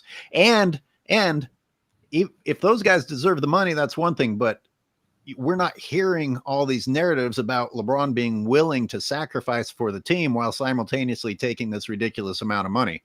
If other people are making that kind of money too, it doesn't change the fact that they're trying to make it sound like LeBron James is sacrificing, because most people know that Klay didn't go to LA because of LeBron, or think that. But the defenders who want to say that it wasn't because of LeBron say that the Lakers just didn't have the money for Klay. Well, did LeBron James not have the ability to free up that money if in fact Klay wanted to come there and they really wanted Klay? I think the problem actually with the Klay deal is that the Lakers needed help from Golden State to help bring that trade. It wouldn't have been able to be an outright direct sign from Klay Thompson. So when he actually opted out and went into free agency, it basically was a done deal that he wasn't going to LA, because it would have only had to be like some kind of a sign and trade situation. Otherwise, the Lakers really only had like the mid-level exception to offer Klay. But, look, there's probably some truth behind the fact that some of these players just don't want to play with LeBron. And I guess to my point, we're probably looking at this differently. I think you're calling on LeBron to take like a substantial cut, like, take $30 million less annually. I'm not suggesting he was willing to take that kind of a cut. I think he was probably willing to take a haircut, though, to maybe like $40 million a year instead of 55. But I guess you're thinking he should have taken like 20 or 25 and really made it possible for the Lakers to go out and have more flexibility. Well, I was thinking what are 40 you million giving the too. Lakers For the then? record, I was thinking 40 million too. But if the What story, are you giving the Lakers, man? Like, LeBron James don't get it, man. This is what I'm saying. These guys have lack of self-awareness. What are you giving the Lakers? What are you giving the people? We're talking about taking less money. What are you giving people incentive to come play with you? All these years, these other NBA players have witnessed the same thing that we're talking about on this panel. They're not blind. They see the people getting blamed for all this nonsense. Who wants to play with a guy who's not going to take any accountability, man? So you're not willing to take and play for free, damn it? You should be playing for the league minimum at your age, based off of your reputation and the fact that no one really wants to make it happen. You talk about the things with Klay Thompson and, the way they have to navigate these things. If they wanted to get the deal done, then guess what, Scap? The deal's getting done, man, because that's the way LeBron James has shown things have been doing. He got his son drafted to the freaking Lakers, man. These guys will do what they want to do. They got Anthony Davis to request a trade out of New Orleans to come save the day in LA. When people say that LeBron James saved the Lakers because Kobe Bryant ran them into the ground and they were terrible in Kobe's last couple of years. No, Anthony Davis saved LeBron James, man. The Lakers didn't need any saving because they were still respected as the Lakers. They're not respected as the Lakers anymore. Kobe Bryant's got murals all over the world. LeBron got one mural in LA and they vandalized it the same day.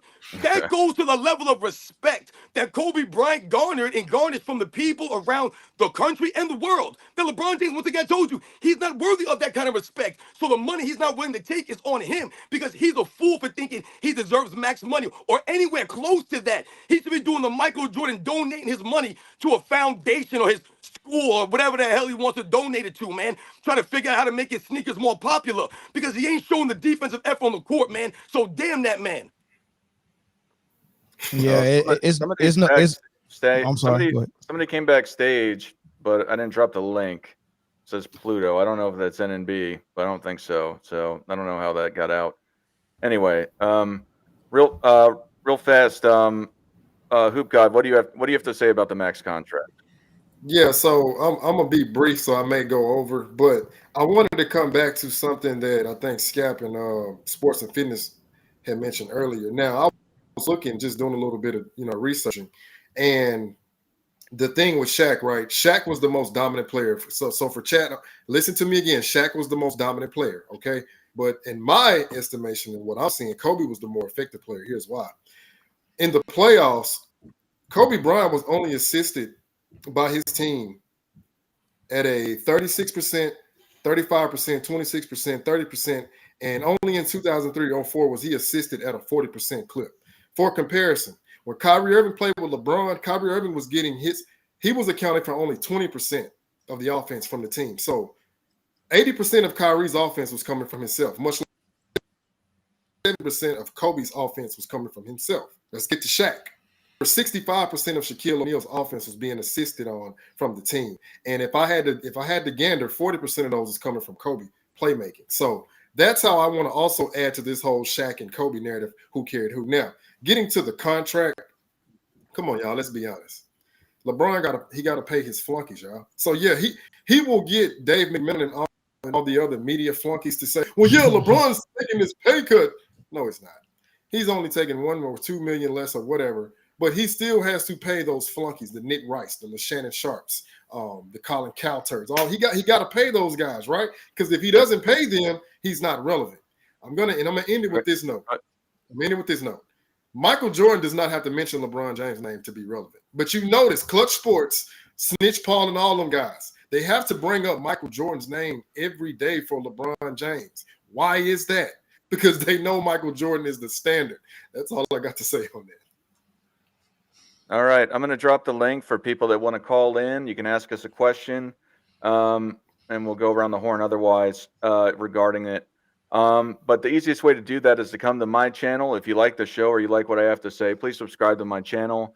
But the easiest way to call in is to do it through my channel. And just as a sidebar, you should go and like and subscribe and put on the notifications for everybody in this stream. I mean, we got over 1,300 people watching this right now. So if you haven't, I think that's a good idea to do so if you like what we have to say. But I'm dropping the link right now. And then we'll wait for people to call in. But I'll be right back. I'm going to use the bathroom real fast if you guys just want to have an open discussion real fast. Moderator's gone. But Yeah, I Stay Austin. No, I real quick, I wanted to say to everybody in the chat, we appreciate like the back and forth, but it's kind of more proof in the pudding. Like you see how emotional, not that there's anything wrong with being emotional, but you see how emotional people get when you have anything negative to say about LeBron. And everybody on this panel now, I haven't seen any outbursts. I haven't seen any swearing, yelling, cussing, arguing, no nothing. Like cool, calm, just conservative conversation from quote unquote old heads. And then you look over in the chat and you see all this just kind of like animosity and personal attacks. And I think that comes with when your point is kind of being disproven. You know, I don't see too much logic over there, just a bunch of anger. There's literally 1,300 of you. Go ahead. You know what it is? Their genes are too tight. They're pubescent heads. They're petulant children who have not approached puberty yet, and their genes are just far too tight. I mean, that's the only other conclusion I can come up with. That's a good one. Yeah, I think I hate to boil things down, just if we're having an open conversation. I hate to boil things down to just eye test. I hate that because there at some point in some stage going back into history was a time where you couldn't personally see or watch or experience. So, but I think there's something to it that the vast majority of people that have watched both Kobe and LeBron just pick Kobe. And the vast amount of players that went against both pick Kobe. I mean, that in and of itself, I think, is just a resounding kind of a slam dunk in Kobe's favor. And I don't want to, label most of the LeBron sycophants and fanboys as being from a newer era, but to your tight genes point, I think that it is like, if you were born of a certain time, like you're just not going to understand Kobe because he doesn't necessarily translate perfectly when it comes to the all important advanced stats. And Exactly. that's just one more thing I wanted to throw out there, that these analytics, these advanced analytics are another thing that lie, that's another thing that bothers me when people throw that into the conversation. Advanced stats, it bothered me, period, because you don't even have to watch the games to judge a player off advanced stats. Like you could literally never seen a basketball game and just Google stats and do what Nick Wright does and try to determine who the better player is. So yeah. All right, real fast for the people that are trying to join the room. There's only so much backstage. That's not it's already full, so that's not what you're not able to join because of that. But we got Mr. Moss here. If do you have a question for somebody? You got a minute to ask your question, and then they'll answer it. Salute, fellas, man. Can you guys hear me? Yes. Yep. All right, hey, man. I appreciate the show, man. This is it's good to hear you guys talk real NBA basketball, make great points. You guys don't lie to the people. It's not a question; it's more so a statement. I was turned off immediately after 07 and 2011 finals with LeBron James. I've never seen a star player of that caliber fold under pressure, average 2 points in the fourth quarter versus Dallas Mavericks. You allowed Jason Terry off the bench to outscore you and talk mess to you. You allowed JJ Barrera. You couldn't even post up Jason Kidd and hit the backboard, right? And then you come out years later and you make an excuse, right? Sports and Fitness Rant talks about self-awareness and self-accountability. This dude has none of that. When Kobe played bad versus the Detroit Pistons, he talked about, from a schematic standpoint, they pushed our offense too far up past the three-point line, and I could have done a better job at getting ourselves into the offense. I mean, I appreciate sports athletes who take accountability and say, you know what, this one's on me, right? And so we've never seen a meltdown of that caliber. How can you even be mentioned with the Kareems, the Kobes, the Tim Duncans, let alone the Michael Jordans, and you averaged 17 points, and you were the fifth or sixth best players in the NBA Finals on the biggest stage? I mean, Magic Johnson was quoted saying, "Can LeBron James stop Jason Terry?" I mean, it's flat out pathetic. You know what I'm saying? And so, can you guys just kind of talk about that in that moment, that series? Because I feel like we don't harp on that enough to kind of just credit who he is. But hey, man, great job, you guys, man. Yeah. Great show. So we man. got a Enjoy. lot of callers trying to join. Who do you want to answer that question? I want Sports and Fitness Rant to do it because he gonna give it to me raw and cut. All right, Robin, Oh, what do you got to say? Yo, much respect, man. Yo, this is what I'm talking about, man. See, yo, much respect to my man Moss out here, man, talking about LeBron James in the 2011 NBA Finals and a meltdown. And let's take it a step further here and talk about LeBron James in the post-game press conference after the finals, man. Right, let's talk about the way he told the people out there to go back to our boring lives, man. This has been LeBron James' MO, man. This is why I tell you guys, LeBron James has no class, no integrity. Wasn't it LeBron James in the 2011 finals fake coughing and acting all silly, mocking Dirk Nowitzki? And what did Dirk Nowitzki do? He decided to turn the heat up on LeBron James.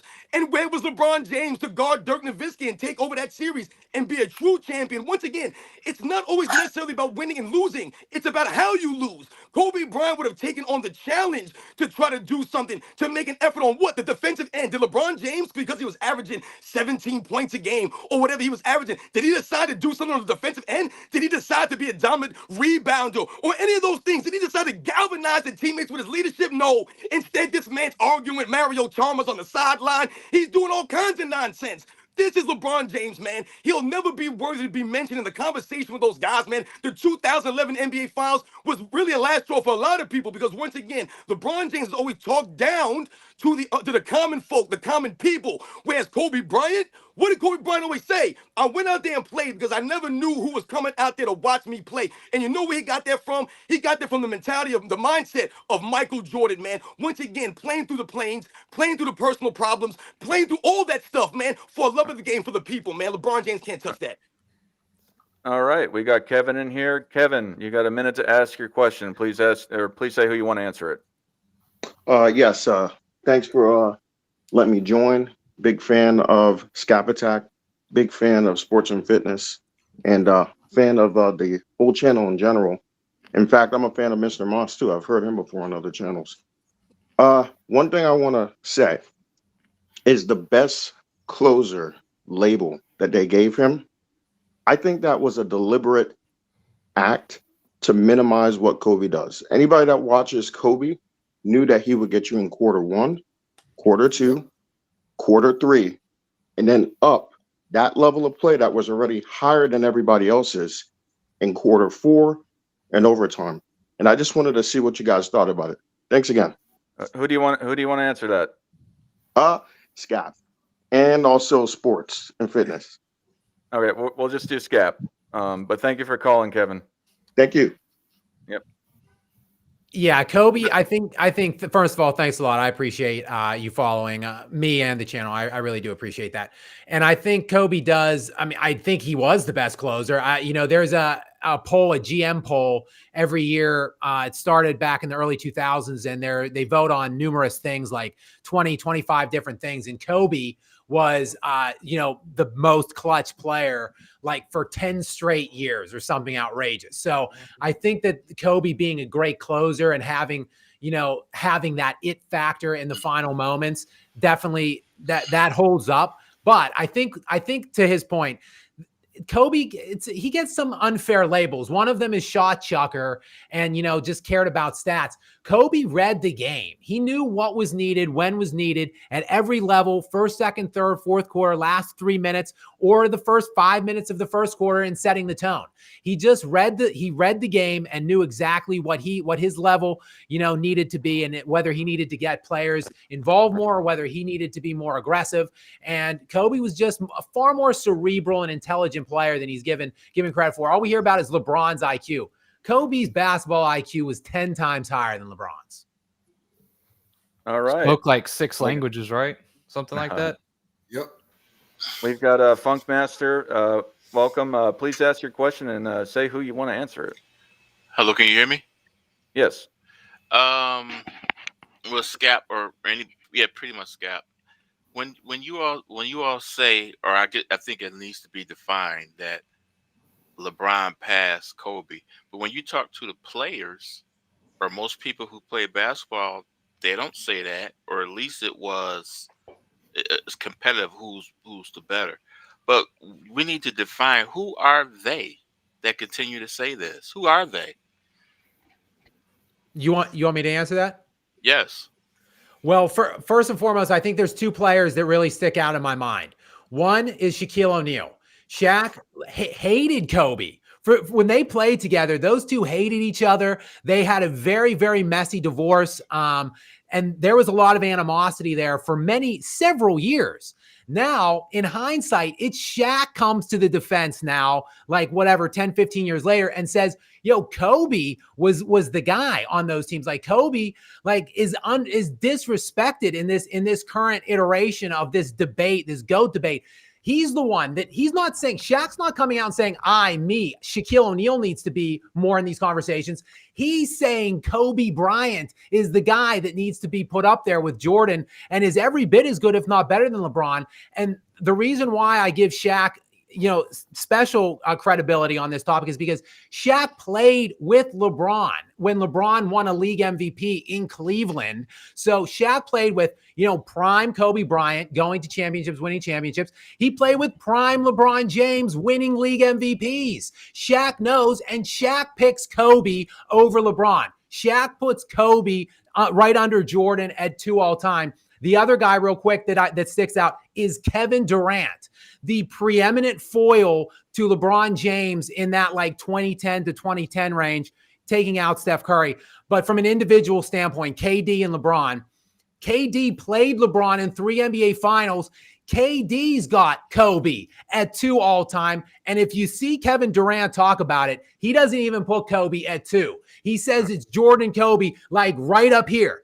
They're just 1A and 1B. So those are 2 pretty prominent examples of players that put Kobe above LeBron.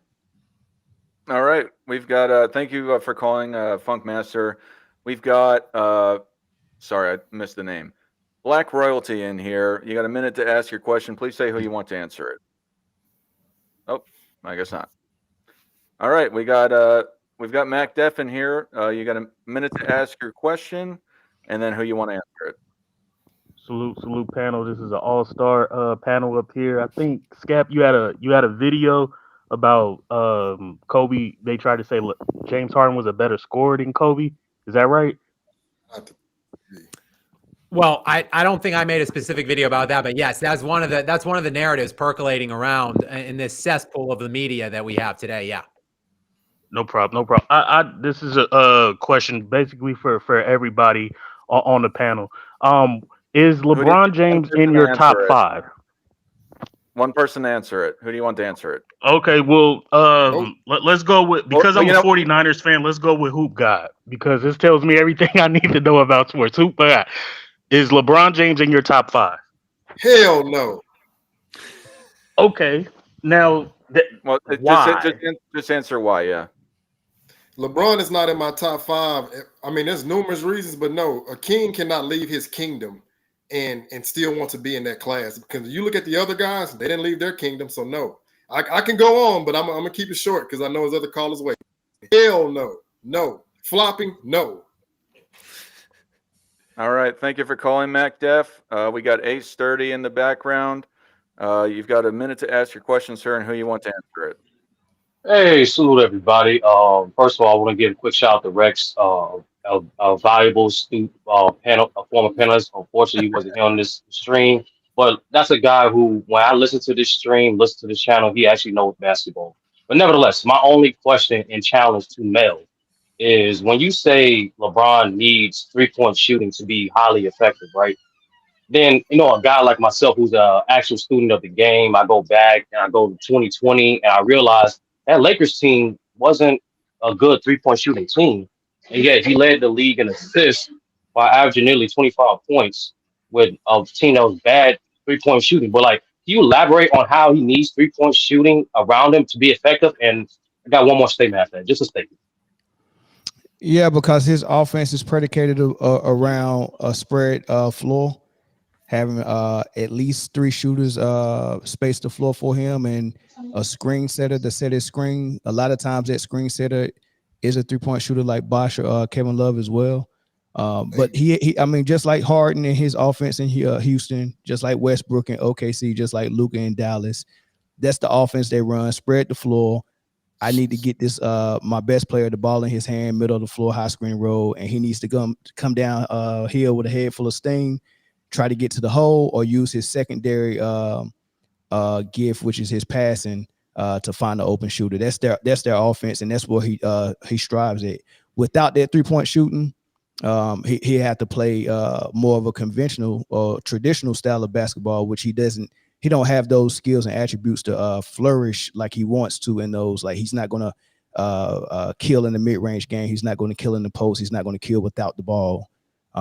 So he can still be good and still be great, but he won't be that much effective. But yeah, for him to be able to do it and win in the bubble with that team he still had some shooting around. He still had Caldwell Pope. He still had Avery Bradley for most of the season into the bubble started. He still had all that stuff, and he had a lot of advantages with size as well. Dwight Howard, JaVale McGee, Anthony Davis, and Anthony Davis played lights out as well. So I mean, he had damn near a super team on that. So yeah, when you stack your squad, that also hides your deficiencies as well. But he mostly hides it by having that floor spread. Hey, man down, let me add real quick to your question. No, man down is correct because AD went 50, 40, 90. Matter of fact, he went 57, 43, 91 in those 2020 finals. So what man down said is correct.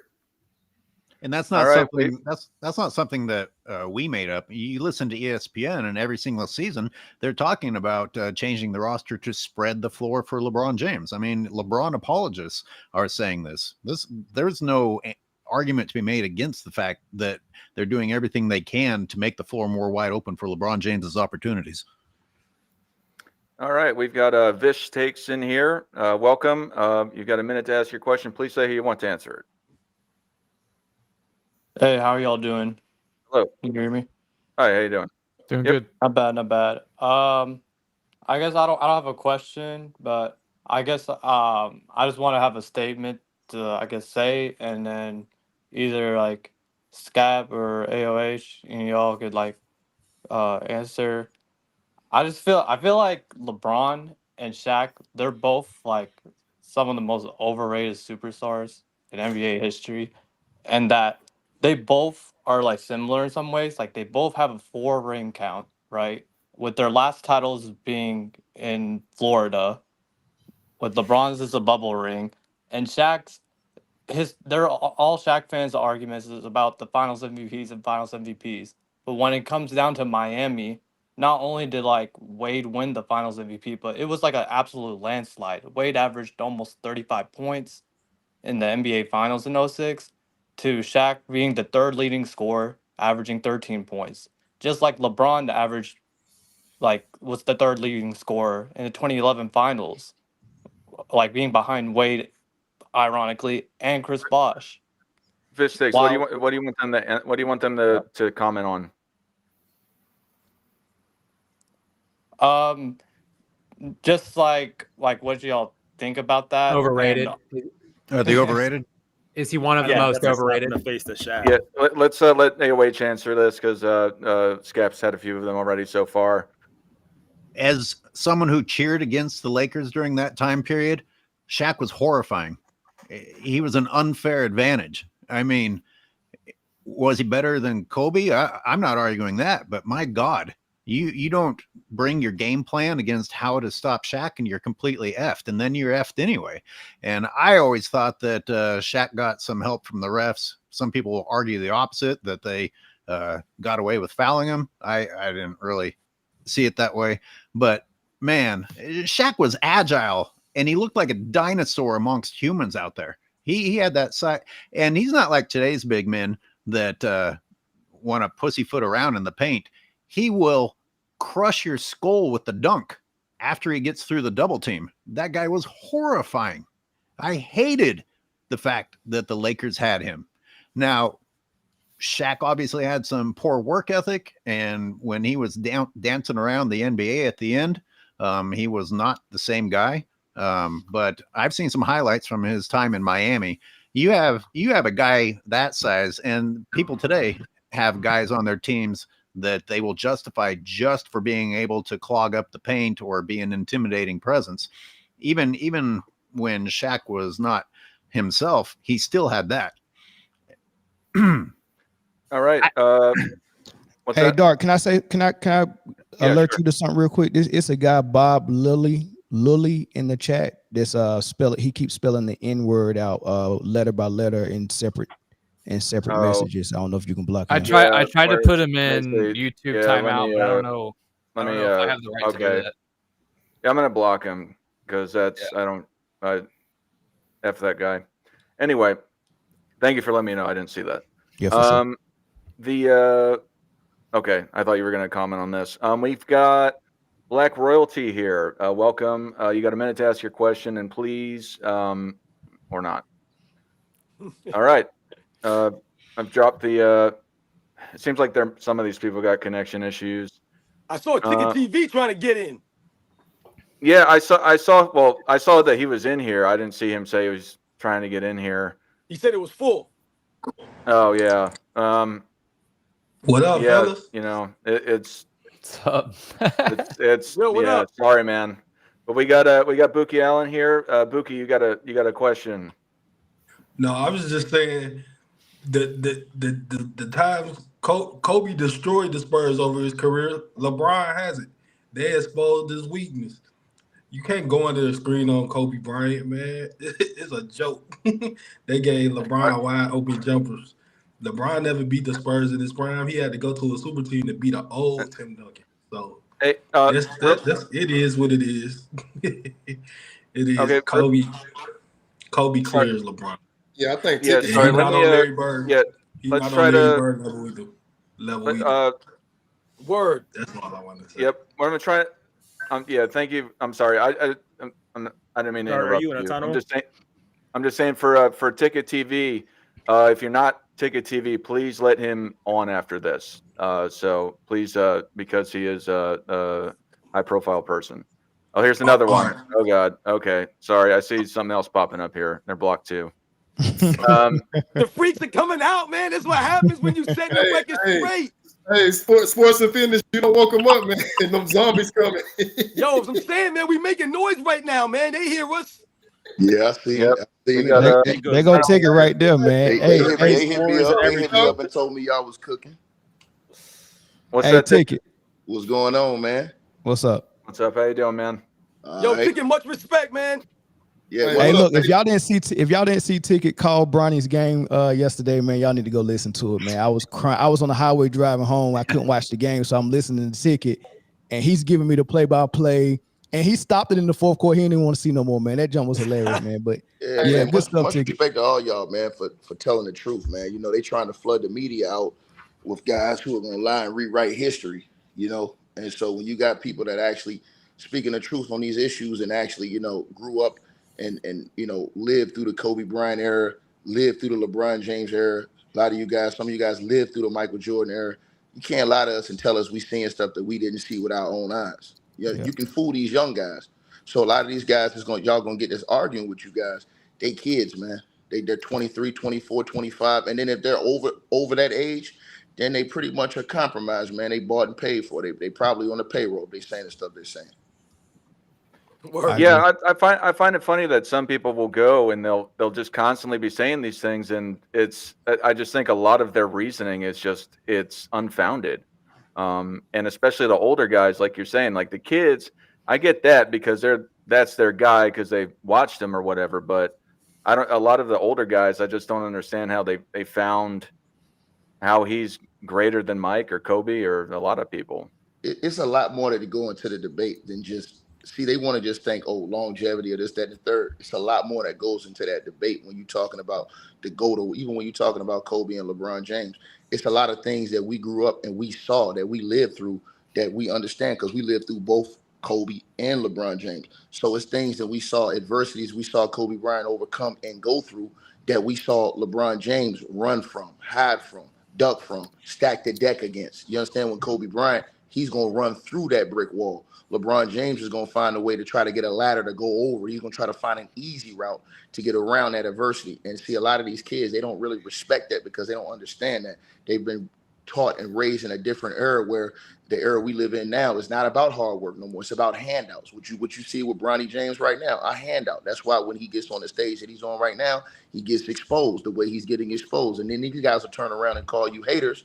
But we all got two eyes. We all understand what we're watching, what we're seeing. We understand that when LeBron James goes to the first NBA Finals and the way he played in the first NBA Finals, they lost that because of him, because of his play, because he didn't play just normal LeBron James basketball that he had played all throughout that season and all throughout the playoffs up until that point. But they make excuses, the same excuses they would never make for a guy like Kobe Bryant. But then they'll say, oh, well, Kobe had Shaq. But these guys they fail to realize that Shaq had bomb squads before he played with Kobe Bryant. Shaq had Penny Hardaway in his prime. Shaq had Nick Anderson. He had shooters. He had all kinds of, he had Horace Grant. He had power forwards. He had a whole stacked team and couldn't get the deal done. He got destroyed in the NBA Finals by Hakeem and those guys. Then you look at it and you go to, okay, he goes to the Lakers. Well, Kobe Bryant was on the bench those early years. Guess what? The Lakers were still winning 60 games. Why he didn't win a championship with Eddie Jones and Nick Van Exel and all those guys? Those guys were all-stars on the team that year. They was winning 60 games. So they never answered that question. He only won when Kobe Bryant ascended. You understand what I'm saying? And when Kobe Bryant came up, that's when he started winning championships. Shaq never won a championship off the strength of him being the man. He got a favorable matchup in the NBA Finals when you're playing against big men that are basically, there's not even no competition for him in the Eastern Conference Finals those years. But Kobe Bryant was taking on all the he was slaying all the giants, going through the Western Conference, going all the way up to the NBA Finals. And then you follow the game plan of what Phil Jackson said. Look, we're gonna go to the mismatch. Shaq has the mismatch easily in the NBA Finals. We going through him.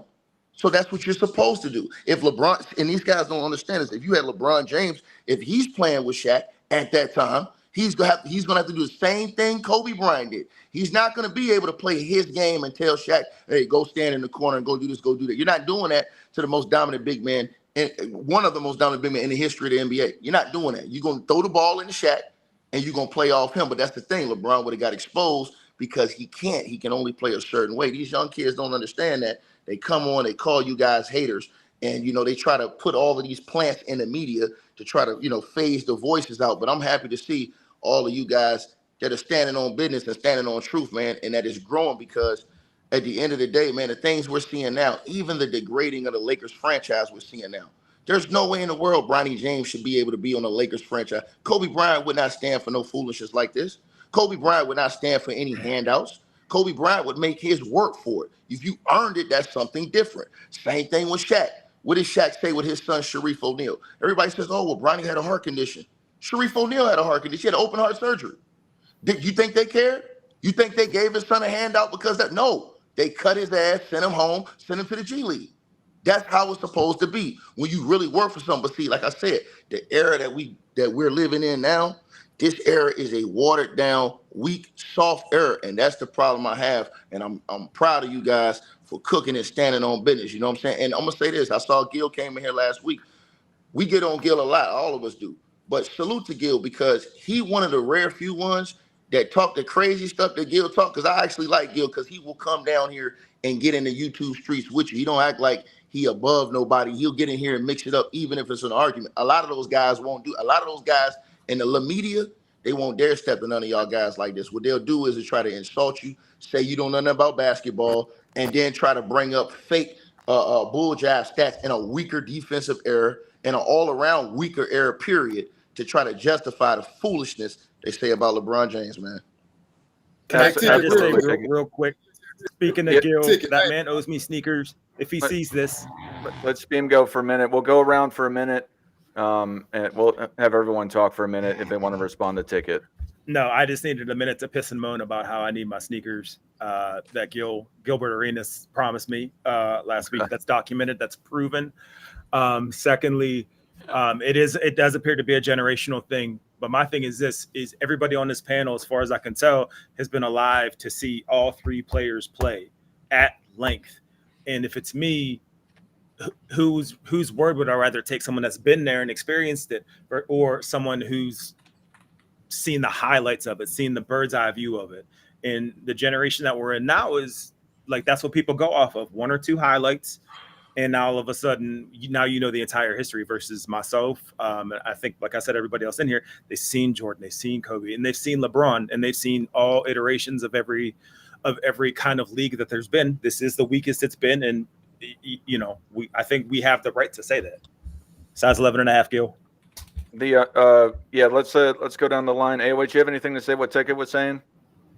No. Nah, Ticket cooked the meat off the bone. Pause. But yeah, he said everything. I don't need to fix what isn't broken. You don't have anything to say, Mel? I mean, other than I need Ticket on my panel next week, man. Ticket, I need to holler at you, big dog.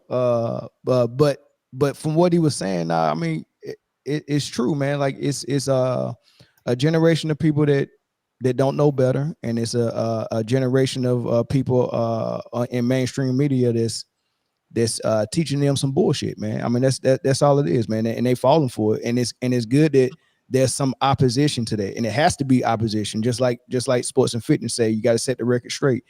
Every action is supposed to have an equal and opposite reaction, and that's all this is. If it wasn't a lot of capping coming from LeBron's cap in the mainstream, it wouldn't be a correlation of people that's trying to make sure that everybody get what the truth is, and at least get the other side of it, right? So that's all it is, man. We just reacting to the capping. That's all.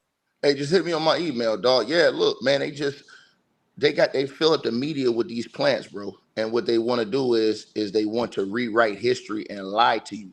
So a lot of these people, they're afraid to speak the truth. Why? Because their jobs depend on it. They don't want to be the one that's left out of these meetings. They don't want to be the one that's kicked out of the gym and unable to get their stories and stuff done. Because LeBron and the media, they can do that to you. They can say, hey, man, I don't want that guy in here. Get him out of here. And the Lakers or whoever it is that's involved, they will kick you out. So instead, what these guys will do is, or these ladies will do is, they will play ball. You understand what I'm saying? Just to stay in the room. They know they're lying. They know they're capping. You understand? Mm-hmm. But LeBron James is smart. What happens is you buy up all the media.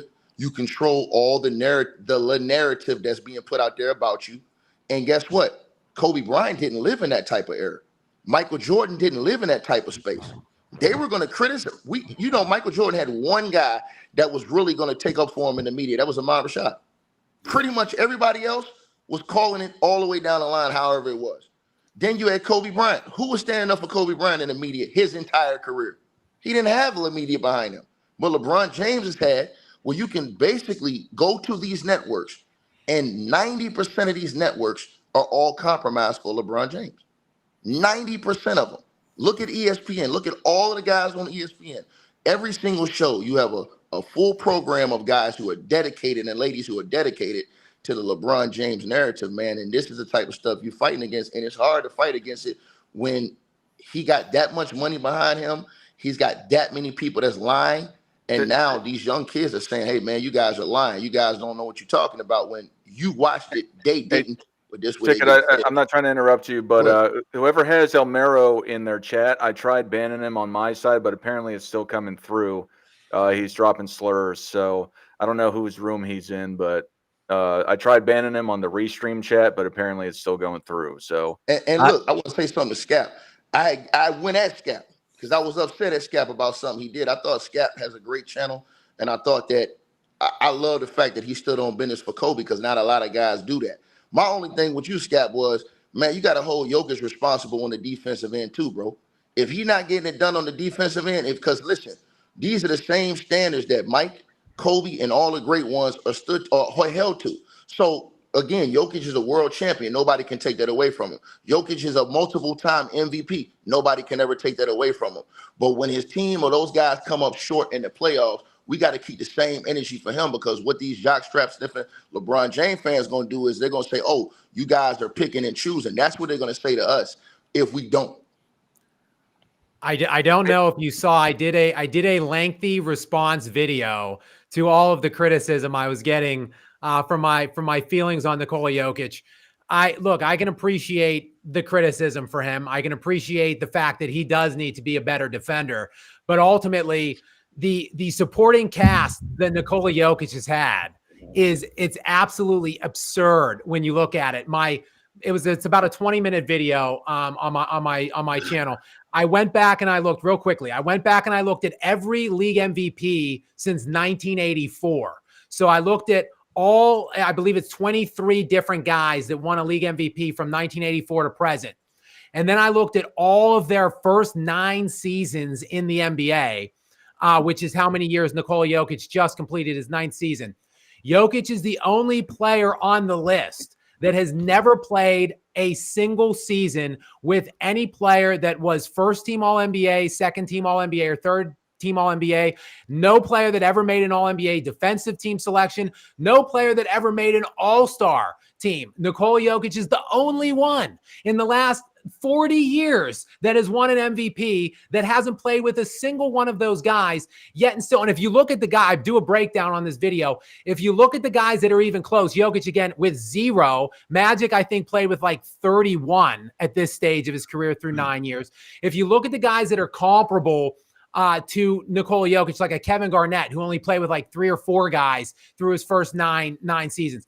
KG was eliminated in the first round of the playoffs while he was defending at elite all-time levels. KG was eliminated from the postseason 8 of his first 9 seasons. Then he finally, in his 9th season, gets to the Western Conference Finals, is beaten by the Lakers, the Shaq and Kobe Lakers. No shame there. But then KG fell off a cliff in his last 3 years in Minnesota. Then he crawled his ass over to Boston and stole a super team championship with Ray Allen and Paul Pierce.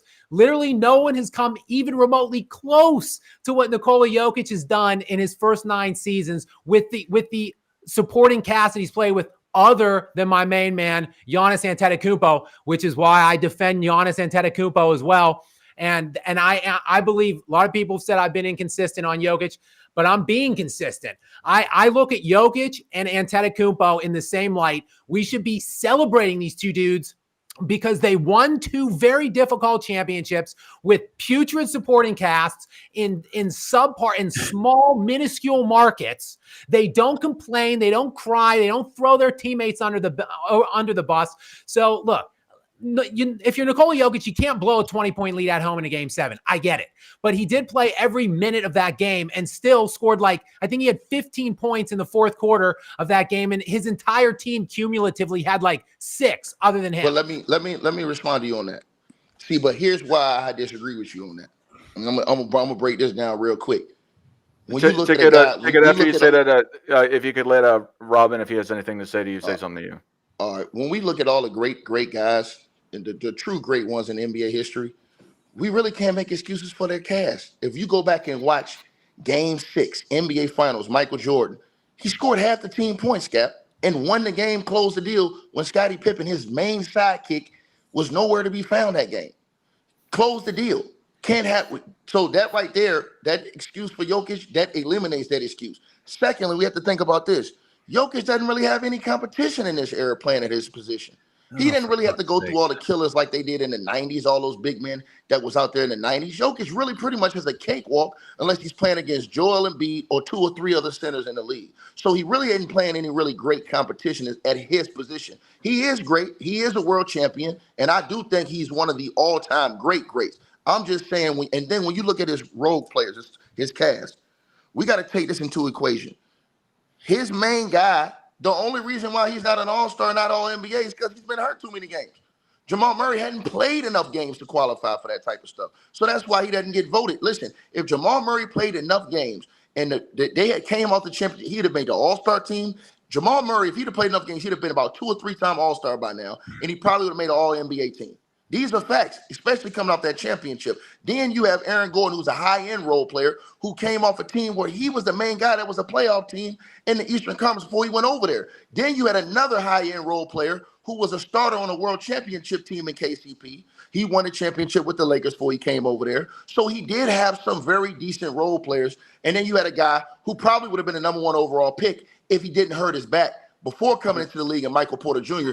Everybody knows about Michael Porter Jr., how much of a monster he was coming into the league. And then let me bite one last thing. And then when you said about Giannis, I agree with you about Giannis up until now, because he deserves the smoke too. He the same guy that went out, copped out, crying, asking about teammates and, we need to do this, we need to do that. So what does he do? You go and you sign off on getting Drew Holiday traded. You go get a guy in Lame Dollar that don't play no defense, jacks up bad shots, doesn't know how to run an offense, and is a perennial loser. You lose the guy that helped you get over the hump. You thought you sent him over there to the West, but he gets traded back to the Boston Celtics, and it's a big reason they get over the hump and win a championship. Now you got egg all over your face again. And I'm a big Giannis Antetokounmpo fan too, but I believe he deserves smoke too because he's falling into that LeBron James type of narrative. So I do agree with you, Scap. I think that Jokic is great, bro. I don't think he's not great. I'm just saying, bro, when we talk about all-time true greatness, when we talk about the Kobe Bryant of the world, when you say that about his role players in cast,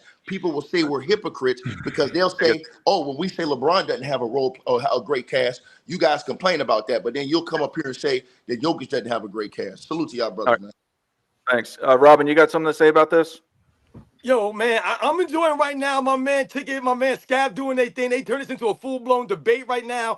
I'm loving every minute of the live stream, man. Once again, yo, I'm just like I said, thankful once again for Ticket for coming through, man. Because once again, he's an OG out here in the YouTube streets, man. He's been holding it down and representing for years, man. Like I said, man, an inspiration for a lot of people out there as far as standing up. And I wanted to touch really quick on what he talked about as far as it pertains to growing up and watching the game. I saw someone in the comments say something about remembering, just because you watched it doesn't mean you remembered it. I want to explain something to the people who may not have grown up. I was born in 1980, all right, man? All disclosure out there. I'm 43 years old. I'll be 44 this year.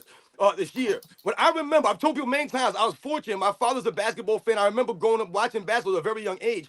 The thing about remembering what you watched is because, or is about watching it, actually watching these things. When you think about children today or people today, quote unquote, watching a game, let's say, they're also looking at their cell phone, they're looking at the computer, they're looking at this, they're doing other things in the background. A lot of people don't really watch the game. And why did we really watch the game back in the day? Because most of us only had one TV in our homes. I know that's how it was for me. So what did you do? You watched whatever your parents were watching on TV. You weren't having cell phones and other things in the background disturbing you or distracting you from watching the game. You actually watched the game. So once again, if you watch my channel and you follow my channel, what you'll notice is I obviously remember a lot of the things that I watched when I was 7, 8, 9, 10, 11, 12, 13, 14, 15, 16, 17, 18, into adulthood, man. Not everyone has that kind of recall. But once again, it also goes in hand with actually watching the games. That is a big deal, man. When we talk about watching these things, that's why it matters to a lot of people, and we want to allow them to rewrite the history. All right, yeah. Let's try to keep it to a minute, and then we'll start shutting this thing down. But I know AOH and Mel said that they wanted to respond to what Ticket was saying. AOH, what did you want to say to what he was saying? Well, the problem I have with what Ticket was saying, and to an extent, the problem that Scap responded with, is that you got lost talking about whether or not he had a good supporting cast. The bigger picture is that this is a discussion about something that never happened. Show me Jokic dodging the accountability. Some analyst said somewhere, oh, you need to judge Jokic the way you judge everyone else. Well, show me Jokic not taking responsibility. I mean, the poor guy's exhausted, and I can make a pity story for all the work he was having to do the entire game. But the bottom line is, why are we talking about Jokic ducking responsibility on the defensive end or not coming through? He never ducked it. I never saw him in one single press conference try to push it off onto somebody else. So here we are stuck like puppets following a narrative that was created for us to talk about something that didn't happen, in my opinion. Yeah, I'm gonna say that I was impressed by Jokic's defense in the playoffs last year. He had a historic playoff run on his way to the championship. So I say I was real critical of him a couple of years ago about his defense, but I was impressed in the playoffs. And it does dip and come up every now and then. But Luka, on the other hand, has never even had a run like Jokic had where he actually plays some lockdown defense. So he deserves more criticism than Jokic. But I disagree a little bit with what you were saying, Scap, about his supporting cast. Just because they're not first teams and they made all-stars and all that stuff doesn't mean they're not on that level. Jamal Murray is on that level of the great point guards in the league, like Kyrie Irving, Steph, and all that stuff. Just because he don't make it. And this is sometimes a knock on the superstar. When your superstar does so much of the offensive load, which is what we glorify, the offensive stats, when you got one superstar who's the hub of the whole offense, he's the primary scorer and the primary facilitator. He gets all the assists, he gets all the points. It's hard for your team to shine. They end up doing the dirty work. Aaron Gordon is an all-star level player, but he'll probably never make all-star because all he does is slash to the basket, rebound, and play defense. Jamal Murray, he gets that 1B or that number 2 role where, when Jokic needs me, I need to perform. And Michael Porter Jr. is just sitting over there in the corner waiting for 3-point shots, catch and shoots. He's not allowed to do anything. He can't make a play for himself. He can't assist. He just catch and shoot. But those guys are all-star level players that you can't see their full game because Jokic is doing everything on offense, just like Luka is doing everything on offense. Like Westbrook did everything on offense.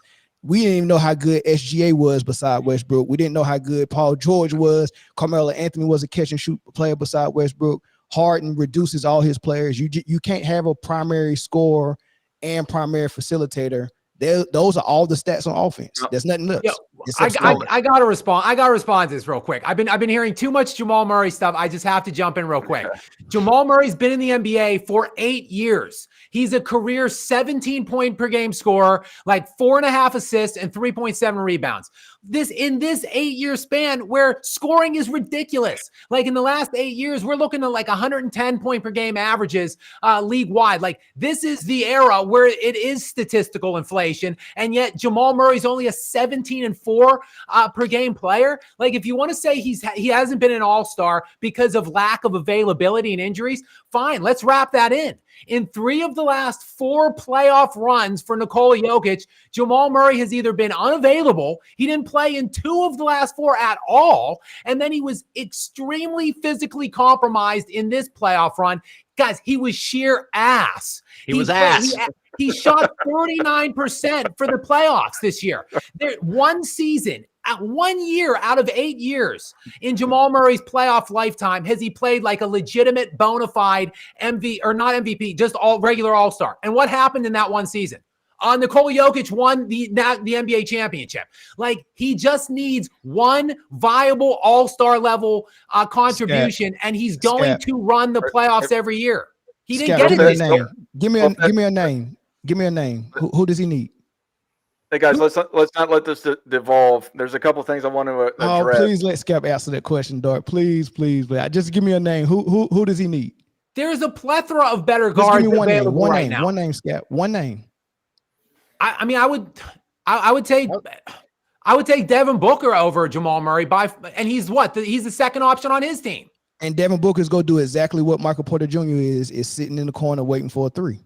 Okay, all right, guys. Devin Booker will actually make more than 20%, which is what Jamal Murray did in the playoffs this year. Let's take a break on this. AOH says he has to go. If it want to do a sign off, and then there's a couple of things I want to address, and then if Nick or Hoop God want to say anything about Ticket TV, and then we'll sign off here. AOH, you have anything to say to the people? No, thanks for having me, guys. Another great panel. Got to run. Got to work on some other things. Yo, be good, man. Absolutely. Hey, Sturdy, thanks for that super chat. So, A Sturdy has challenged Mel to $100 debate with an objective platform with objective judges. I mean, for me, the way I do it on my channel is the people vote. So if you want me to go and moderate that, if Mel is willing to do that, I will do that. Otherwise, I guess you can figure it out with Mel. Nah, I'm good on that, Dart. I don't like the debate. I like the way me and Scap is having a conversation. We're not debating. We're having a conversation. So if you want to debate, then that's not my game. All right, Nick, did you have any thoughts on what Ticket had to say that you wanted to share? No, they were kind of getting in the weeds there about a topic I haven't dived into, so I don't really have much to add. All right, Hoop God, did you have anything you wanted to say? No, not necessarily. I mean, he's echoing everything that we said. I just needed to chop it up with him about some stuff over on Player's Choice about I guess a foe that we got in common. Not nothing malicious, but I just wanted to just put him on game and let him know that I've actually had dialogue with the same person. Okay. But yeah, I guess if you guys want to talk about it briefly, what you guys were talking about, I just wanted to put that in there. Then we can do that. But I'm going to shut this down soon. Give it another 5 minutes. Scap, my point on that is whoever you bring to Jokic, if they're running the same offense, is going to be ran through Jokic. He's going to get most of the assists, and he's going to get his fair share of shot as well. So it don't matter how good the player is, he's going to play a certain role in that offense, and sometimes that role doesn't. Like good players need opportunities and shots, and if you're only getting rim runs for Aaron Gordon, catch and shoots for Michael Porter Jr., and then whatever Jokic don't want, Jamal Murray gets. It makes it hard. But when you got a player like the way KD went to the Warriors and fit seamlessly because he played so well off the ball and Steph played so well off the ball, they could let Draymond Green actually kind of facilitate, and those guys could score off of that. Jokic and Westbrook and Harden and Luka and LeBron, they do so much on offense. It doesn't leave more. It doesn't leave a lot for your co-star and your role players. So you're gonna miss like Kyrie Irving. He didn't make All-Star this year. Why?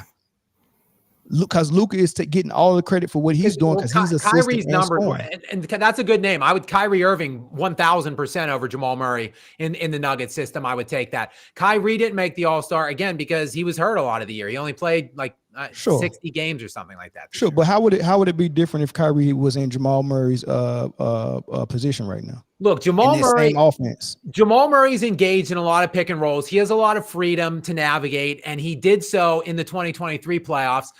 And he made a lot of knockdown shots as well. Like ultimately, basketball sometimes is just a make or miss league. I think Jamal Murray was hurt this year, so I don't want to denigrate him too much because a lot of his struggles, I think, were due to his health and the fact that he had like basically every injury he could have on his one leg he had.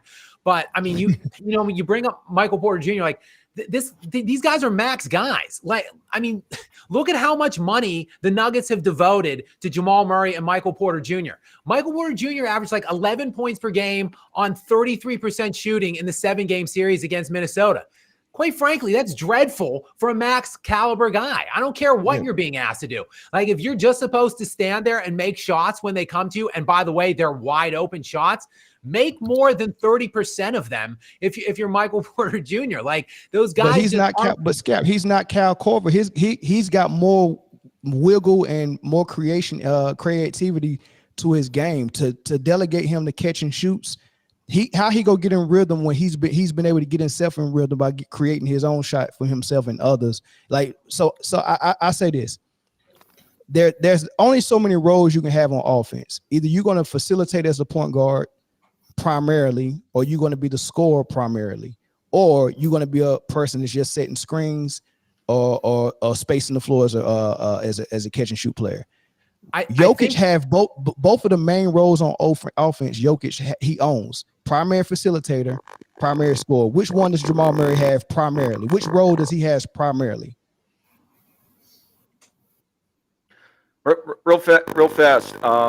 So Scap, Ticket TV says he wants to set up a debate between you guys. I'll moderate it. Are you willing to Sure. debate Ticket What's the TV? topic? Is it this topic? Sure. Yeah. Hey, Scap, can you drop your email in the chat too? I had a couple more things I want to dialogue with you about Kobe. I need everybody's email. I need phone numbers and emails from all of y'all. Don't be scared. I share my phone number in the chat too. Don't be scared. Don't be scared to text. Yeah, I guess we'll shut it down here. We'll set up the email between Scap Attack and Ticket TV. Ticket, I don't know if you have your email on your website. If not, if you could email me at either email Jay or you could email me at michaeljordanfans@gmail.com. Unless you can put it, if you're still in here, if you could put it in the chat, I'll go check that thing out that way. But yeah, for everyone though, Steam Engine, you have anything you want to say to the people before we get going? No. As always, just we appreciate the conversation. Gets my Sunday going. Ends my Sunday basically. What about you, Mel? You got anything to say to the people? Nah, man, I appreciate everybody, man. Scap, hey man, it was good having that conversation with you, man. I'm glad we can disagree in a civil way. And everybody else, man, I appreciate y'all for having me on and all that stuff. Dart, thanks for the invite. Oh, sports and fitness. I need your number, big dog. Yeah, Hey, I'm gonna get at you when we get off here. Hey, I got your number. To that brother who sent me his number, I got your number. I'm gonna send you. I'm gonna hit you. I'm gonna send you a message after this over with. All right, that was me, Ticket. That was Man Down Sports. To That was me. the other brother that said something, I'm gonna hit you up. And it's Scap, again, I rock with your content, bro. I just disagree with you on the Jokic situation. Not saying that Jokic is not great, but I don't think that we can give guys excuses about role players. And I think that you undermine Jamal Murray a lot because, first of all, we do know he was dealing with a serious injury. Second of all, Jamal Murray is the one who closed the casket on the Los Angeles Lakers late in those games. Even though Jokic was balling, those games was right there in the balance for the Lakers. And Murray was the one who closed the casket on them not once, but twice in that series. And Murray has played at all world levels in the NBA Finals on that big stage where a lot of guys freeze up. Murray's game elevated to superstar status in the NBA Finals, and he has been major in playoffs for them. So I think that he should get more credit for the way he's played overall in their playoff runs. I mean, because I don't remember that you was criticizing Jokic those years where they played the Lakers in the bubble and it was Jamal Murray that was out there holding it down, or when Jamal Murray was out there cooking Donovan Mitchell in the playoffs and Jokic didn't really show up, and that was Murray that really was holding that series down. So I think it's like giving. I do think that Jokic is the guy. You know what I'm saying? I just think that you can't undermine those other guys because I just think that those, and that's when we talk about Jordan, when we talk about Kobe, when we talk about LeBron, those are the things we preach against. We preach against guys saying, oh, LeBron didn't have nobody. He didn't have no role players. He didn't have no cast. Well, bro, I go to it again. True greatness shines like Michael Jordan did. Go back to Game 6, 19, what year it was? Sports and Fitness Rants, NBA Finals in Utah. Everybody stayed at home except for Mike. Mike said, okay, to hell with it. I'll go get it myself. On the road. We ain't going to Game 7. Because he knew what was going to happen in Game 7. That's true greatness. We've seen Kobe. Go ahead. Ticket, I was going to say, how about we save it for the debate? You could leave your email in here, or you could leave your phone number, and then I could set it up between you and Jay, and I can host it. Have an unbiased chat. Yeah. I love to have a dialogue with him. Like I said, man, I think real quick, hey, Ticket. So I've been on your other channel too, man, since 2001. Shout out to James. His quote. If you could put in the private chat, Ticket, on the bottom left if you're on the computer. Okay. Hey, but Ticket, I wanted to say, hey, we have a common foe on this basketball thing because I've debated town on occasions, right? And I thoroughly cooked him. So I've seen what you've been doing, dog. I wanted to salute you because I saw how they try to like pull this little gang up on you on Player's Choice. So we've been out here watching, bro. We've been ripping, dog.